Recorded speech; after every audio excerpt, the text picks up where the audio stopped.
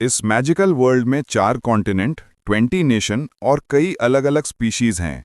हॉन्डेल नाम के कॉन्टिनेंट में era of myths and swords के बाद अब एरा ऑफ मैजिक चल रही है, जहां मैजिक बहुत एडवांस हो चुकी है। लेकिन भले ही सिविलाइजेशन मैजिक में बहुत आगे बढ़ चुकी है, उनका पॉलिटिकल सिस्टम अब भी फ्यूडल है, किंग्स और नोबल्स के साथ। इसका मतलब है कि क्लास सिस्टम अभी भी एग्जिस्ट करता है। फिर भी ये समय हॉन्डेल्स गोल्डन एरा ऑफ मैजिक कहा जाता है। 29 दिसंबर 1999 को, यानी मैजिकल सेंचुरी के आखिरी दिन, एक सुप्रीम मेज जिसका नाम मैनुअल लूकस था, उसका विल दुनिया के सामने आया। इस खबर ने पूरी दुनिया को हिला दिया। लूकस ने कहा था कि उसने अपना पावर, नॉलेज और वेल्थ दुनिया के किसी कोने में छिपा दिया है, और जो भी चाहे उसे ढूंढ सकता है और अपनी डेस्टिनी क्लेम कर सकता है। मैनुअल लूकस, जो एम्पायर ऑफ ब्रियाम्प का आर्क ड्यूक भी था, the only 9th circle Lord मेज के नाम से जाना जाता था। उसकी इस घोषणा के बाद हर जगह के लोग, चाहे उनकी जाति, देश या स्टेटस कुछ भी हो, उसके लेगेसी की तलाश में निकल पड़े। बहुत सारे रूमर्स फैल गए। कोई कहता उसका खजाना लैंड ऑफ ड्रैगन्स में है, तो कोई कहता एलिया नेशन में छिपा है, जो एक टैक्स हेवन है। कुछ लोग कहते उसकी स्काई फोर्ट्रेस सियोफॉर्मस में है, जो दुनिया का केंद्र है।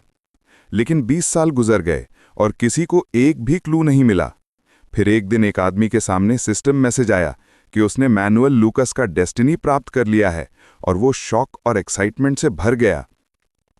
ये घटना साल 2007 मैजिकल सेंचुरी में लॉरेंस कैसल में हुई। एक नौकर ने युवा मास्टर एड्रियन से पूछा कि क्या वो फिर से अपनी पढ़ाई शुरू करेगा।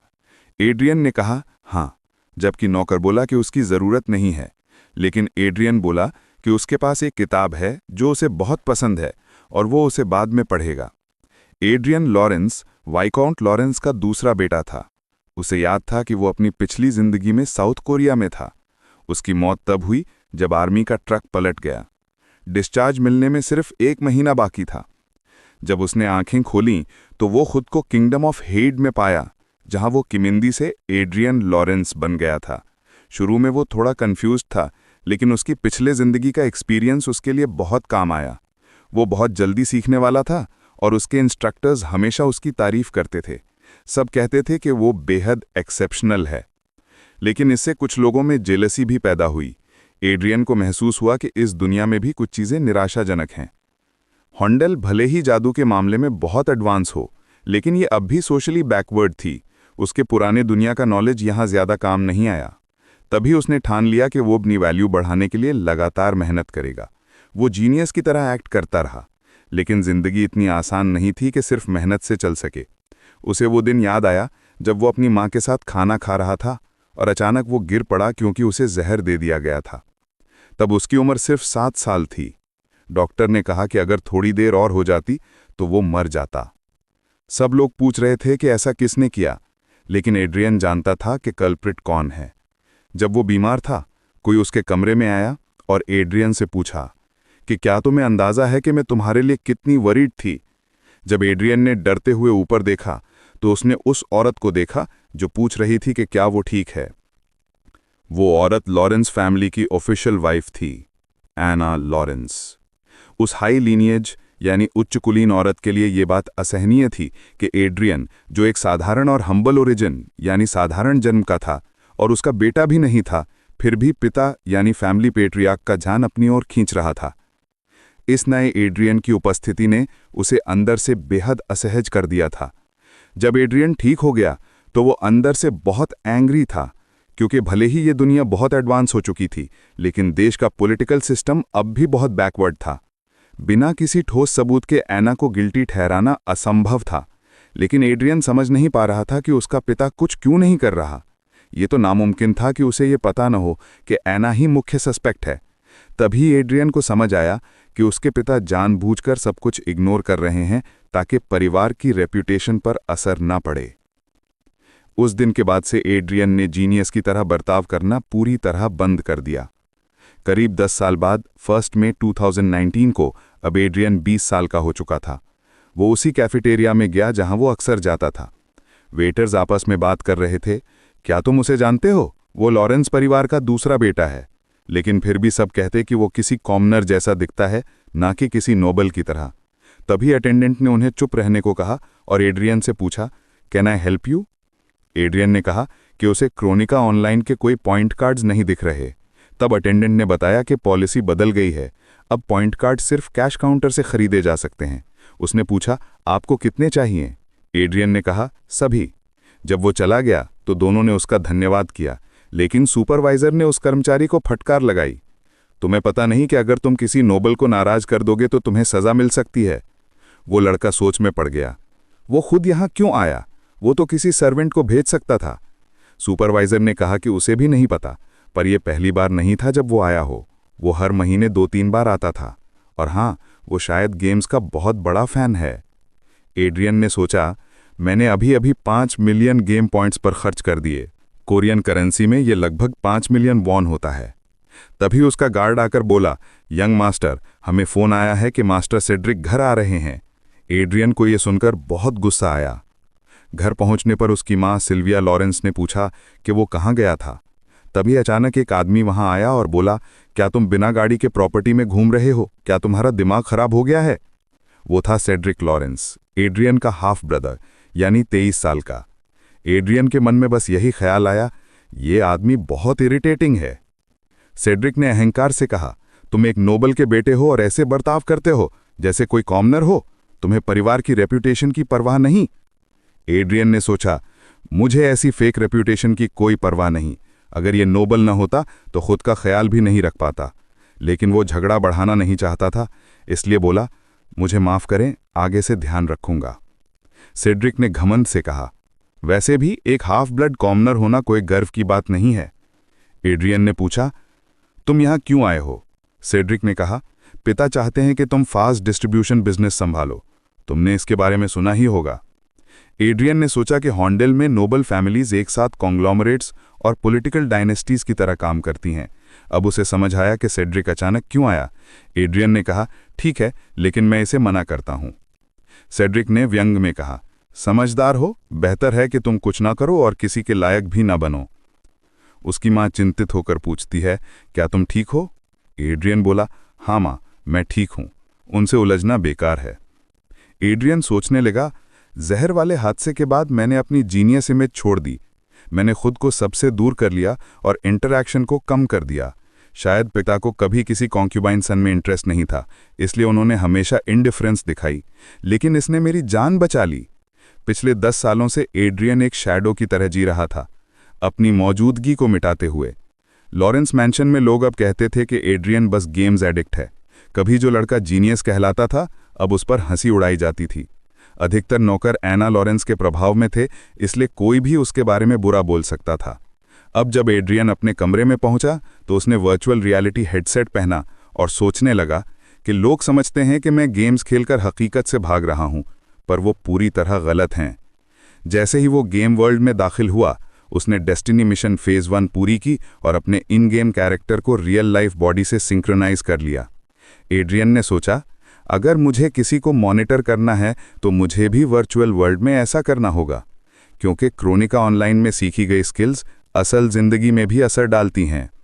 फिर उसे याद आया, 10 साल पहले जब वो रॉयल एकेडमी में पढ़ता था, उसने अपने असाइनमेंट में मैनुअल लूकस पर रिसर्च की थी, और तब उसने कुछ ऐसा देखा जिसने उसे चौंका दिया। लूकस फैमिली क्रेस्ट में लिखा शब्द एक ऐसी एंशिएंट लैंग्वेज से मेल खाता था जो किसी रहस्य की ओर इशारा कर रहा था। और वो शब्द था वाई, जिसने उसे सोचने पर मजबूर किया कि इस दुनिया में इंग्लिश कैसे हो सकती है। और तभी उसने इमेजिन किया कि शायद मैनुअल लूकस भी अर्थ से था। लेकिन उसने खुद से कहा कि सिर्फ इसी बात से वो ऐसा कंक्लूजन नहीं निकाल सकता, ये बस एक कोइंसिडेंस भी हो सकता है। लेकिन ज्यादा समय नहीं बीता कि उसे कंफर्म हो गया कि आर्चड्यूक लूकस वाकई अर्थ से था, और उसने देखा कि मरने से पहले उस आर्चड्यूक लूकस ने कुछ वर्ड्स बोले थे। उसने इच्छा जताई थी कि वो एक बार फिर मेरी के साथ कैलिफोर्निया के बीच पर वॉक कर सके। वो जगहों के नाम नहीं जानता था, क्योंकि उसने पहले कभी वे नाम नहीं सुने थे, लेकिन ये एक महान व्यक्ति की स्टोरी थी जिसे नज़रअंदाज नहीं किया जा सकता था। और बटलर के रिकॉर्ड्स में लिखे गए नाम ठीक वैसे ही थे जैसे उसने इमेजिन किए थे। ये कोई सिंपल कोइंसिडेंस नहीं था। द ग्रेट आर्चड्यूक ऑफ हॉन्डेल सच में एक अर्थलिंग था, ठीक उसकी तरह, और उसके पास इसका प्रूफ भी था, क्योंकि उसने अपने प्रोटोटाइप्स को अर्थ के नामों पर रखा था, जैसे ऑरा कंडेंसेशन डिवाइस को वॉशिंगटन कहा था और फर्स्ट वर्चुअल रियलिटी डिवाइस को हॉलीवुड कहा था। और इस तरह उसने अपनी पास्ट लाइफ के अर्थ नॉलेज का इस्तेमाल किया ताकि वो उस डेस्टिनी को ढूंढ सके जो उसने पीछे छोड़ दी थी। उसने सालों तक सर्च किया और आखिरकार मैनुअल लूकस की डेस्टिनी को खोज लिया। वो बहुत एक्साइटेड था और बोला कि अब वो फाइनली अपने पाथ ऑफ फ्लावर्स पर चल सकता है। लेकिन उसके सरप्राइज के लिए उसे ये डेस्टिनी हासिल करना बहुत मुश्किल था। उसे कई मॉन्स्टर्स से लड़ना पड़ा और क्योंकि ये वर्चुअल रियलिटी उसके रियल बॉडी से कनेक्टेड थी, वो असली दर्द महसूस करता था। उसने सोचा कि शायद असली सफरिंग तो अब शुरू हुई है जब उसने अपनी डेस्टिनी पाली है। उसने खुद से पूछा कि क्या वो बिना डर के लड़ सकता है, क्योंकि आज ड्यूक लुकस की डेस्टिनी एक अनएक्सपेक्टेड जगह पर हिडन थी, बेसिकली ऑनलाइन वर्ल्ड में, यानी उसके खुद के वर्चुअल वर्ल्ड में। भले ही ये वर्चुअल वर्ल्ड रियलिटी जितना डिटेल्ड था, फिर भी गेम एक गेम ही था। नॉर्मली वो कुछ महसूस नहीं करता था क्योंकि सब फिल्टर हो जाता था, लेकिन इस बार वो असली दर्द महसूस कर रहा था और हर फाइट मुश्किल थी। ये एक अनबिलीवेबल स्टोरी थी। मैनुअल लुकस की डेस्टिनी पाने के लिए उसे गेम को रियल लाइफ से सिंक्रोनाइज करना पड़ा। कौन उस पर यकीन करता अगर वो ये बात कहता। इसी वक्त एक गॉब्लिन उस पर हमला करता है, लेकिन वो बच जाता है और काउंटर अटैक करके उसे खत्म कर देता है और इस तरह वो लेवल 10 पर पहुंच जाता है। अब वो अपनी क्लास चेंज कर सकता है। उसने डेस्टिनी मिशन का पहला स्टेज पूरा कर लिया था। फिर उसे मेन गॉड एरियल द्वारा सीक्रेट स्पेस में ट्रांसफर किया जाता है। कई नोटिफिकेशंस के बाद वो सोचता है कि फाइनली उसने लेवल 10 और स्टेज 1 कंप्लीट कर लिया है। अब क्रॉनिकल ऑनलाइन की एबिलिटीज रियल लाइफ में रिफ्लेक्ट हो रही हैं। जो कुछ भी वो वहां पाता है वो रियलिटी में ट्रांसफर हो जाता है। तभी उसके पीछे एक डोर अपीयर होता है और पूछा जाता है कि क्या वो मैनुअल लुकस की मैजिक टावर के 2nd फ्लोर पर जाना चाहता है। वो कहता है ऑफ कोर्स और डोर खोलता है। अंदर वो एक ह्यूज लाइब्रेरी देखता है। 1st फ्लोर से बिल्कुल अलग शेल्व्स बुक्स से भरी हुई थीं। कॉर्नर में उसे एक ट्रेजर चेस्ट दिखता है। जब वो उसे खोलता है उसे 5 बिलियन लौटे मिलते हैं। सिस्टम कहता है please insert your account to receive the deposit. वो सोचता है कि आखिर एक रियल रिवॉर्ड जैसा रिवॉर्ड मिला है, लेकिन फिर उसे समझ आता है कि असली वैल्यू पैसे की नहीं है बल्कि उस मैजिकल सर्कल की है जो उसने पाया है। अब उसने क्लास चेंज करके मजिशियन बन गया था। वो सर्कल उसके रियल बॉडी के साथ परफेक्टली लिंक हो गया। सिस्टम उसे वार्न करता है कि गेम से बाहर ना निकले क्योंकि सिंक्रोनाइज्ड बॉडी को हाई डैमेज होगा। वो सोचता है कि अब तक उसने एमपी और एचपी को बस माना समझा था, लेकिन उसने कभी रियल लाइफ में माना महसूस नहीं की थी। अब जब उसका मैजिक सर्कल कंप्लीट हो गया था, वो अपने चेस्ट में माना की प्रेजेंस को साफ महसूस कर सकता था। ये प्रोसेस आसान नहीं था। यही असली पावर ऑफ डेस्टिनी थी, गेम और रियल लाइफ की सिंक्रोनाइजेशन। अब जब पहला सर्कल बन चुका है, वो सोचता है कि क्या वो कोई नई टेक्निक सीख सकता है जो इससे मैच करे। लेकिन जैसे ही वो एक बुक उठाता है, विंडो पॉपअप होती है, would you like to view materials. वो कहता है दिस इज रियली कन्वीनियंट, क्योंकि इतनी सारी बुक्स को एक एक करके देखना मुश्किल था। वो सोचता है कि as expected from the world's greatest magician Manuel Lucas. कुछ देर बाद उसे बहुत सिर दर्द होने लगता है। स्किल्स और मैजिक सीखना कन्वीनियंट तो था, लेकिन प्रिंसिपल्स को दिमाग में स्टोर करना बहुत पेनफुल था। फिर भी ये आखिरी बुक थी, book of magic circle concealment, जो उसके माना सर्कल को हाइड करता था, और वो सोचता है कि यही स्किल उसे अभी सबसे ज्यादा चाहिए। ऐसा लगता था कि मैनुअल लुकस को उसकी सिचुएशन पहले से पता थी। वो स्किल सीख लेता है और फिर से उसे सिरदर्द होने लगता है। जब वो गिरता है, वो सोचता है कि उसे मैनुअल लुकस की डेस्टिनी से ज्यादा उम्मीद नहीं थी। वो बस एक पीसफुल लाइफ चाहता था अपनी माँ के साथ, और वो जानता है कि इसके लिए वो सब कुछ करेगा। अगले दिन मैंशन के ट्रेनिंग ग्राउंड में एक नाइट कहता है he is but more stamina than usual. Adrian पूछता है यू रियली थिंक सो। उस नाइट का नाम वाइस था, तो वाइस कहता है कि वो सरप्राइज था जब एड्रियन ने कहा कि वो स्वॉर्ड्समैनशिप ट्रेन करना चाहता है। एड्रियन सोचता है कि हाल ही में उसका बॉडी थोड़ा हैवी लग रहा है।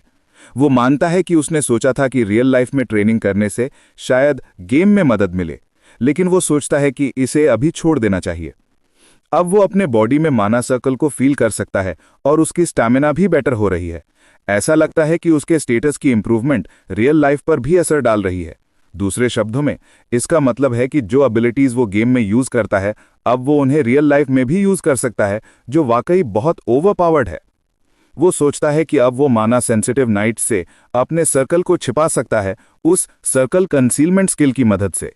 तभी एक नाइट उससे पूछता है कि क्या कुछ अच्छा हुआ है। एड्रियन जवाब देता है कि उसे गेम में एक अच्छा आइटम मिला है। उसके आसपास ट्रेनिंग कर रहे लोग हंसते हैं और कहते हैं, as expected from a game addict. Vice नाम का नाइट थोड़ा गुस्से में कहता है कि वे सब बहुत रूड हैं, लेकिन एड्रियन बस मुस्कुराता है और कहता है कि उसे इग्नोर करो। अंदर ही अंदर वो वाइस का आभारी है कि उसने उसकी जगह गुस्सा दिखाया, लेकिन ये सब उसका एक्टिंग था, क्योंकि वो नहीं चाहता था कि आना और सेड्रिक उसे एक बेकार बास्टर्ड की तरह देखे। अभी के लिए अननोटिस्ड रहना ही उसके लिए सबसे अच्छा था।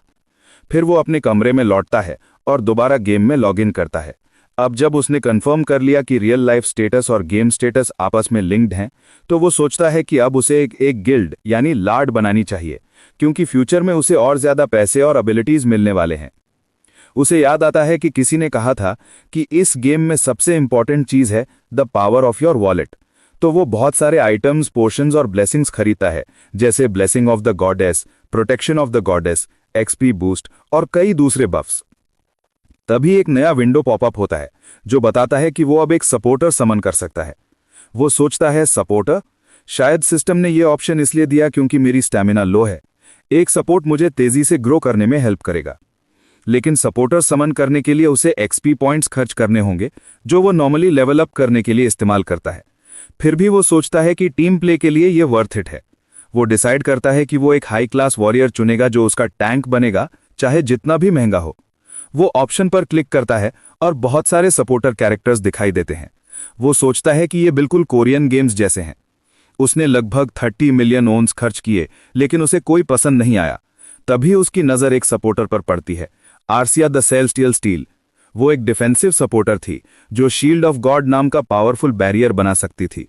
एड्रियन हैरान था, उसने ऐसा सपोर्टर पहले कभी नहीं देखा था। शायद ये एक हिडन कैरेक्टर थी जिसे अभी किसी ने डिस्कवर नहीं किया था। उसकी क्लास थी यूनिक एंजल और उसकी एबिलिटीज वाकई शानदार थीं। सिस्टम ने पूछा, would you like to register Celestial Steel as your supporter? Adrian ने येस पर क्लिक किया। फिर सिस्टम ने कंफर्म किया कि एक बार रजिस्ट्रेशन होने के बाद कोई बदलाव नहीं किया जा सकता। एड्रियन ने अग्री किया। फिर एक ब्राइट इफेक्ट दिखा और उसके सामने आर्सिया द सेलेस्टियल स्टील प्रकट हुई, एक tall warrior with a massive shield. Adrian ने मजाक में सोचा कि उसका एक्सप्रेशन किसी गोलम जैसा है। फिर वो दोनों बैटलफील्ड में जाते हैं। वो उसकी एबिलिटीज टेस्ट करता है और देखता है कि वो डिफेंस में एक्स्ट्रा ऑर्डिनरी है। वो खुद बस मैजिक मिसाइल स्पेल से अटैक करता रहता है। थोड़े टाइम में ही वो लेवल 20 तक पहुंच गया और हंटिंग अब बहुत आसान हो गई थी। भले ही कुछ एक्सपी पॉइंट्स आर्सिया को जा रहे थे, फिर भी उसे कोई फर्क महसूस नहीं हुआ। फिर सिस्टम ने एक नया अलर्ट दिखाया, you have been in the game for 15 hours continuously, please log out and take a rest. वो लॉग आउट करता है और अपने रूम में लौटता है। वो सोचता है आज का दिन बहुत अच्छा था और वो थोड़ी देर की नैप लेने का फैसला करता है।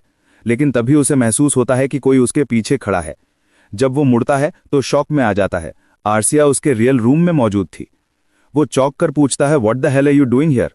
आर्सिया शांत स्वर में जवाब देती है, I am the supporter of my master. Adrian कहता है कि उसका मतलब वो नहीं था, वो जानना चाहता था कि वो गेम से रियल वर्ल्ड में कैसे आ गई।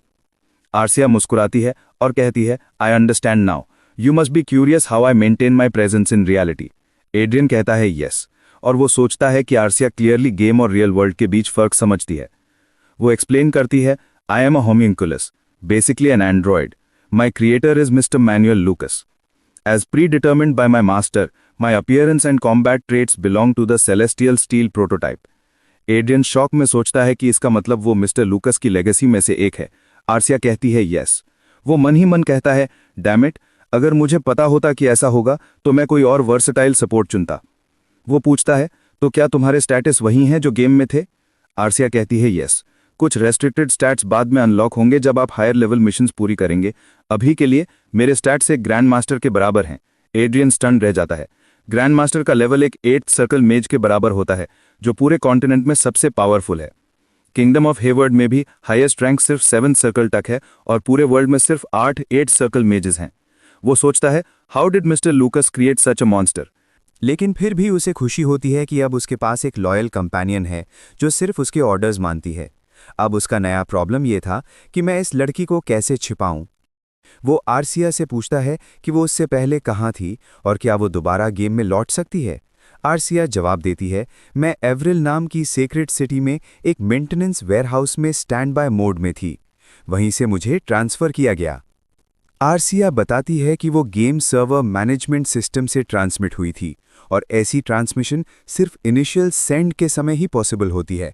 उसके बाद अगर उसे वापस मेंटेनेंस वेयरहाउस जाना हो तो उसे खुद ही लौटना पड़ेगा। एड्रियन उससे पूछता है कि क्या उसके पास कोई स्टेल्थ या मैजिकल कंसीलमेंट की एबिलिटी है। आर्सिया जवाब देती है कि वो वॉरियर क्लास की है, इसलिए उसके पास स्टेल्थ एबिलिटी नहीं है, लेकिन वो माना कंसीलमेंट कर सकती है। एड्रियन उससे कहता है कि वो उसे दिखाए। आर्सिया अपनी माना कंसीलमेंट स्किल एक्टिवेट करती है और एड्रियन देखता है कि उसकी आर्मर का प्रोटेक्टिव शील्ड और उसकी माना दोनों ही गायब हो गए। उसे राहत मिलती है कि आर्सिया भी माना को छिपा सकती है। इसका मतलब है कि वो नाइट्स द्वारा डिटेक्ट नहीं की जाएगी। एड्रियन सोचता है कि अब उसके पास कोई और ऑप्शन नहीं है। उसकी रेपुटेशन पहले से ही काफ़ी खराब है, तो अब उसे किसी बात की परवाह नहीं। अगले दिन वो मैंशन के चारों ओर आर्सिया के साथ आराम से वॉक करता है, जैसे कुछ हुआ ही ना हो। सर्वेंट्स आपस में बातें करने लगते हैं कि मास्टर एड्रियन ओपनली किसी महिला को मैंशन में लेकर आया है, और मेड्स गॉसिप करती हैं कि उन्होंने एड्रियन को अपने रूम में एक लड़की के साथ देखा है। सबको क्यूरियोसिटी होती है कि आखिर वो लड़की कौन है। जब एड्रियन अपनी माँ से मिलता है तो उसकी माँ बहुत खुश होती है और पूछती है, तुम कब शादी करोगे? वो लड़की बहुत प्यारी लगती है। एड्रियन शर्मिंदा होकर वहाँ से भाग जाता है और अपने कमरे में लौटकर फिर से गेम में लॉगिन करता है। गेम में वापस जाकर वो कई मिशंस करता है और अंत में लेवल 30 तक पहुंच जाता है। वो सोचता है कि एक इमैच्योर यंग मास्टर होने का नाटक करना उसके लिए अच्छा डिस्गाइज है, ताकि कोई आर्सिया पर शक न करे। वो आर्सिया से पूछता है कि जब वो गेम से कनेक्ट होती है तब उसका रियल वर्ल्ड बॉडी क्या करता है। आर्सिया बताती है कि उसका बॉडी इकोनॉमी मोड में चला जाता है, यानी ऐसा जैसे वो रेस्ट कर रही हो, लेकिन उसका मॉनिटरिंग सिस्टम एक्टिव रहता है ताकि वो एड्रियन की प्रोटेक्शन कर सके। एड्रियन पूछता है, तो इसका मतलब अगर बाहर कोई बड़ा प्रॉब्लम हुआ तो तुम मुझे अलर्ट कर सकती हो? आर्सिया जवाब देती है, एग्जैक्टली। तभी मिशन का सेकंड स्टेज शुरू होता है। उन्हें एक ऑक वॉरियर जिसका नाम कांट है उससे लड़ना होता है। मिशन का नाम है destiny mission stage 2, defeat the ऑक वॉरियर कांट। वो ऑक बहुत बड़ा और शक्तिशाली था। वो एड्रियन से कहता है, तुम्हारे जैसे इंसान के लिए मुझे हराना तुम्हें खास बना सकता है। फिर सिस्टम विंडो दिखाती है कि बॉम्ब्स और स्क्रोल्स जैसे कंज्यूमेबल आइटम्स इस लड़ाई में इस्तेमाल नहीं किए जा सकते। एड्रियन सोचता है तो आसान आइटम यूज करना मना है। शायद मैनुअल लूकस चाहता है कि उसका डिसाइपल खुद स्ट्रांग बने, ना कि आइटम्स के भरोसे। वो आर्सिया से कहता है, लेट्स डिफीट दिस ऑक टुगेदर। वो ऑक हमला करता है, लेकिन आर्सिया तुरंत अपना शील्ड आगे रखकर अटैक रोक देती है। वो मॉन्स्टर थोड़ा हैरान होता है। तभी एड्रियन अपने मैजिक मिसाइल स्पेल को एक्टिवेट करता है और सीधा ऑक की आंखों पर हमला करता है। ये क्रिटिकल हिट होता है। वो सोचता है कि अब उसकी बॉडी और इक्विपमेंट दोनों हाई क्वालिटी के हैं, जिससे उसके मैजिक मिसाइल्स की पावर पहले सर्कल से कहीं ज़्यादा है। अगर ये मॉन्स्टर इसी लेवल का है तो उसे हराना आसान होना चाहिए, लेकिन उसकी हैरानी के लिए ऑक तुरंत अपनी तलवार उठाकर फिर से अटैक करता है। आर्सिया फिर से डिफेंस करती है। वो सोचता है कि ये पागल है, ये अंधा होने के बाद भी अटैक कर रहा है। वो देखता है कि ऑक की हेल्थ बार अभी भी आधी भी नहीं गिरी है। वो लगातार कई भारी हमले करता है। एड्रियन को लगता है कि ऑक का एक भी अटैक सही से लग गया तो वो मर जाएगा। फिर भी वो खुश है कि आर्सिया उसके साथ है। वो डर को खुद पर हावी नहीं होने देता। उसने एक बार पहले भी मौत का सामना किया है, इसलिए अब वो डर से परे है। वो अपनी एबिलिटी एक्सकवेट एक्टिवेट करता है, जिससे ज़मीन में एक गड्ढा बनता है और ऑक उसमें गिर जाता है। वो सोचता है कि अब वो डर नहीं सकता। उसे इस स्टेज को हर हाल में पूरा करना है।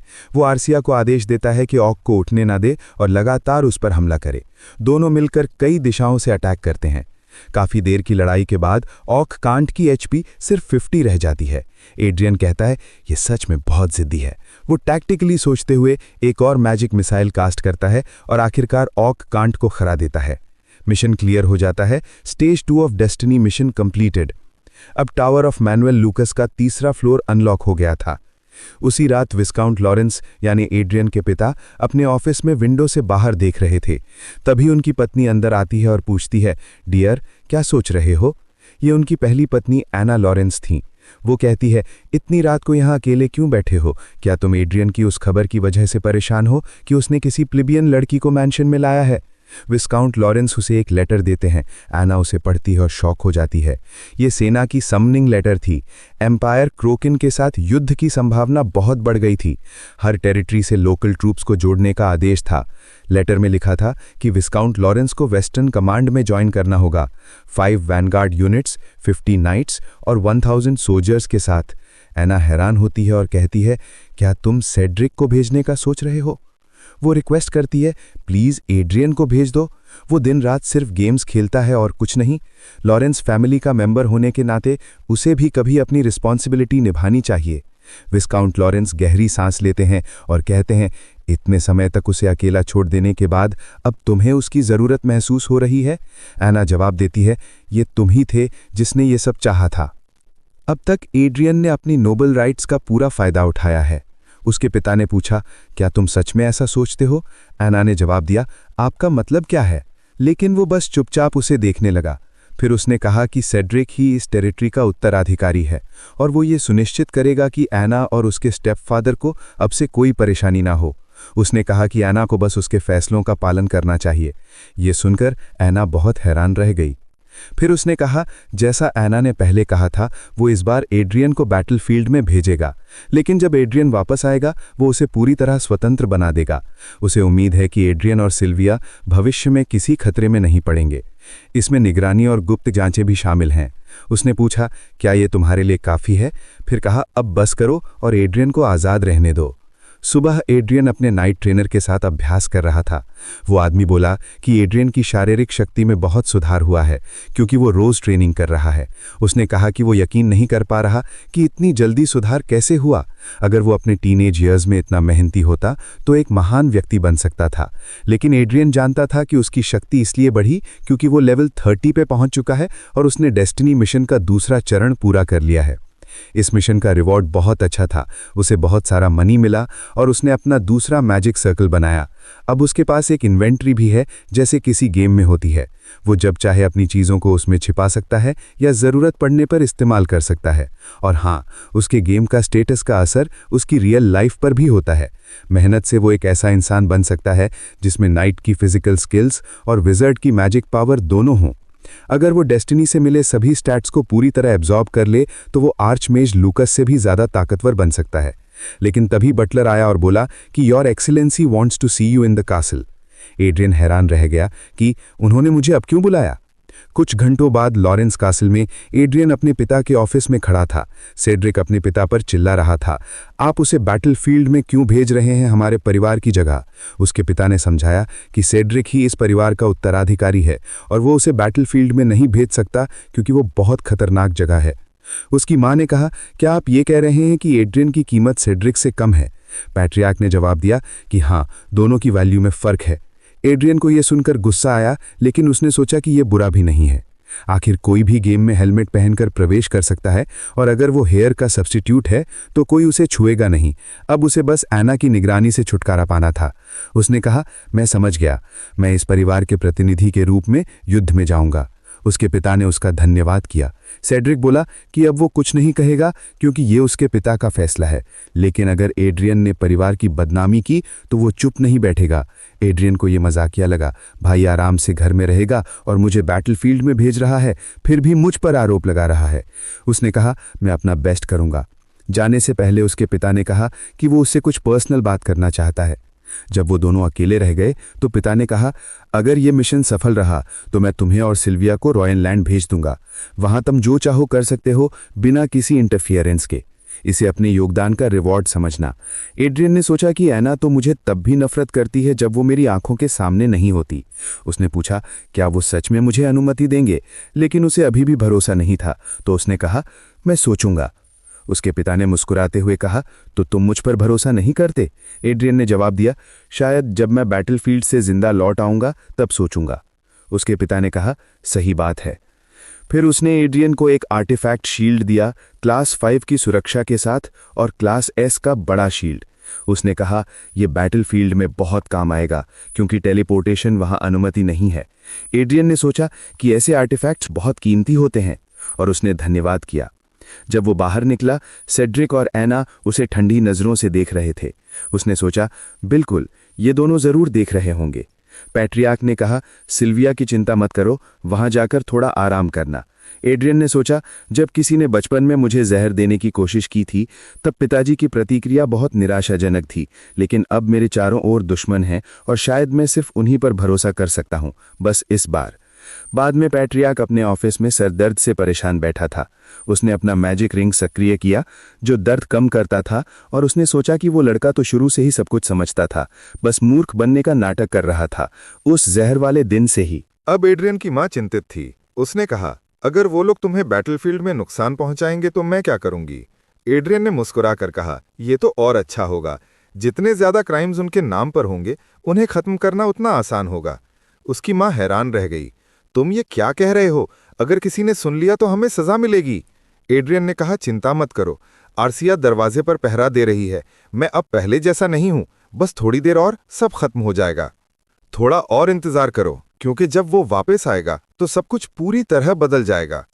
अब 2 दिन बाद लॉरेंस आर्मी के बेस में बटलर हेमन पूछता है कि वो लेडी कौन है, और एड जवाब देता है कि क्या वो आर्सिया को नहीं जानता।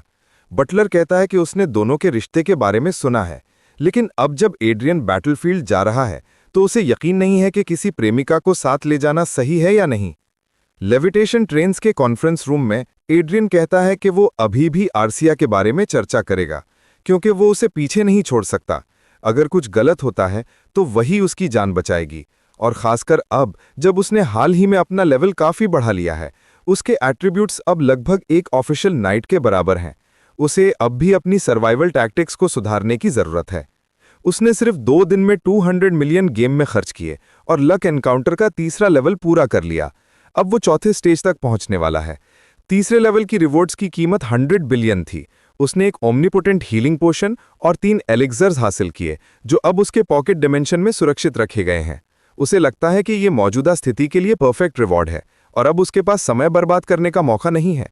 वो उठता है और कहता है कि मैं अपने कमरे में जाकर आराम करूंगा। वो अपने लोगों से कहता है कि अगर कुछ होता है तो उसे मैसेज भेजें। सब सोचने लगते हैं कि वो क्या करने वाला है, और वो सीधा बोलता है, I am going to play for a while, any problem? जिससे सब शॉक्ड रह जाते हैं। उनमें से एक कहता है, so the rumours were true, जिससे आर्सिया हैरान हो जाता है। उसे याद आता है कि वैनगार्ड एक स्पेशल फोर्स होती है जिनके पास पावर आर्मर और एनर्जी स्वॉर्ड होती है। वो युद्ध के केंद्र होते हैं, और एक देश की मिलिट्री स्ट्रेंथ का आकलन उन्हीं से किया जाता है। वो आदमी पूछता है कि क्या एड्रियन को यकीन है कि वो ऐसा करना चाहता है, क्योंकि अगर उसने ऐसा किया तो उसे एक इनकॉम्पिटेंट कमांडर माना जाएगा। उसकी रेपुटेशन पहले से ही अच्छी नहीं है। वो तो एक लड़की को भी साथ लाया है और अब कह रहा है कि वो सिर्फ खेलने वाला है। लेकिन तभी कोई उसे रोकता है और कहता है, mister Dalton, watch your words, जिससे डाल्टन डर जाता है। वो आदमी एड्रियन से कहता है कि उसका सबॉर्डिनेट अपनी सीमा पार कर गया और माफी मांगता है। वो आदमी कोई और नहीं बल्कि दूसरा वैनगार्ड है, vice leader of the knights, Bilan. वो कहता है कि ऐसी लंबी यात्रा में समय बिताने के लिए कुछ तो चाहिए, लेकिन एड्रियन को लगता है कि उसके एक्सप्रेशन में असली माफी नहीं दिख रही। बिलान कहता है कि उसे किसी सबॉर्डिनेट की राय की परवाह करने की जरूरत नहीं है, लेकिन एड्रियन बस मुड़कर कहता है कि जब वे वहां पहुंचे तो मुझे मैसेज भेज दें। अब अपने कमरे में लौटकर वो गेम की दुनिया में प्रवेश करता है और एक विशाल लिजर्ड बॉस से लड़ रहा है। वो सेलेमेंडर टीयर्स पोशन का इस्तेमाल करता है। वो कहता है कि हाँ, ये बहुत महंगा है, लेकिन 3000 real damage without casting, totally worth it. थोड़ी देर बाद उसे नोटिफिकेशन मिलता है कि वो लेवल 80 पर पहुंच गया है और मेन देवता एरियल उसे सीक्रेट चेंबर में बुला रहा है। वहां पहुंचकर वो सोचता है, so this is the 4th level quest, demilich. Damn it एमा 32,000 HP वाला मॉन्स्टर उसका सामना करता है और कहता है, welcome to your doom. Adrian सोचता है कि उसे ये 4था लेवल बेस तक पहुंचने से पहले पूरा करना होगा ताकि वो मैनुअल लूकस टावर का 5वां फ्लोर अनलॉक कर सके। वो मॉन्स्टर का नाम पढ़ता है, डेमी लिट। ये काफी बड़ा और तगड़ा है, लेकिन थोड़ा स्लो और डम भी लगता है। डीमन एक स्टोन कर्स फिर एक आइस स्पीयर अटैक करता है जो अर्सिया को पार कर एड्रियन तक पहुंच जाता है। वो सोचता है कि उसने स्पेल कास्ट करने से पहले ही अटैक कर दिया और अब उसे खुद को बचाना होगा। वो बचने की कोशिश करता है, लेकिन सीधे हिट हो जाता है और दर्द से चीखने लगता है। डीमन हंसते हुए कहता है, I can hear your bones breaking, your flesh tearing apart. Adrian बड़बड़ाता है, damn I should have dodge that, लेकिन दर्द इतना ज्यादा है कि वो सोच भी नहीं पा रहा। वो हंसी उसे किसी की याद दिलाती है, उसके बड़े भाई की। वो फिर उठता है और डीमन कहता है स्टे डाउन, और एक फायरबॉल फेंकता है, लेकिन दोनों बच निकलते हैं और सीधा उस पर हमला करते हैं। एड्रियन अपनी हीलिंग एबिलिटी यूज करता है और आर्सिया से कहता है कि उसे दोबारा स्पेल कास्ट करने का मौका मत दो। वो सोचता है कि बिना प्रीस्ट के डेमिलिट से लड़ने का सबसे अच्छा तरीका है होली एट्रीब्यूट वाले इक्विपमेंट का इस्तेमाल करना। डीमन दर्द से चिल्लाता है और एड्रियन कहता है holy attacks are the best way to beat you, you cursed monster. Demon हैरान होता है कि वो सिर्फ एक वॉन्ड से इतना डैमेज कैसे कर रहा है, और वो एक विशाल वॉल ऑफ फायर समन करता है, लेकिन एड्रियन बिना डरे उसके पार चला जाता है और अपनी होली वॉन्ड से उसकी शक्ल पर प्रहार करता है, कहते हुए you look just like Cedric, you dam monster. अंत में वो डेमिलिट को हरा देता है और लक एनकाउंटर के चौथे स्तर को पूरा कर लेता है। वो दर्द से चिल्लाने लगता है। एड्रियन याद करता है कि कहा जाता है जब तक एड्रेनलिन हाई होती है दर्द महसूस नहीं होता, लेकिन लड़ाई खत्म होते ही वो दर्द नर्क जैसा होता है। आर्सिया अपने इन्वेंट्री से एक पोशन निकालती है और उसे देती है।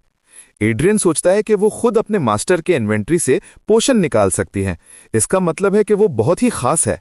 वो उसका शुक्रिया अदा करता है और कहता है कि अब वो बेहतर महसूस कर रहा है, और फिर सिस्टम बताता है कि अगले फ्लोर को अनलॉक करने की सभी शर्तें पूरी हो गई हैं।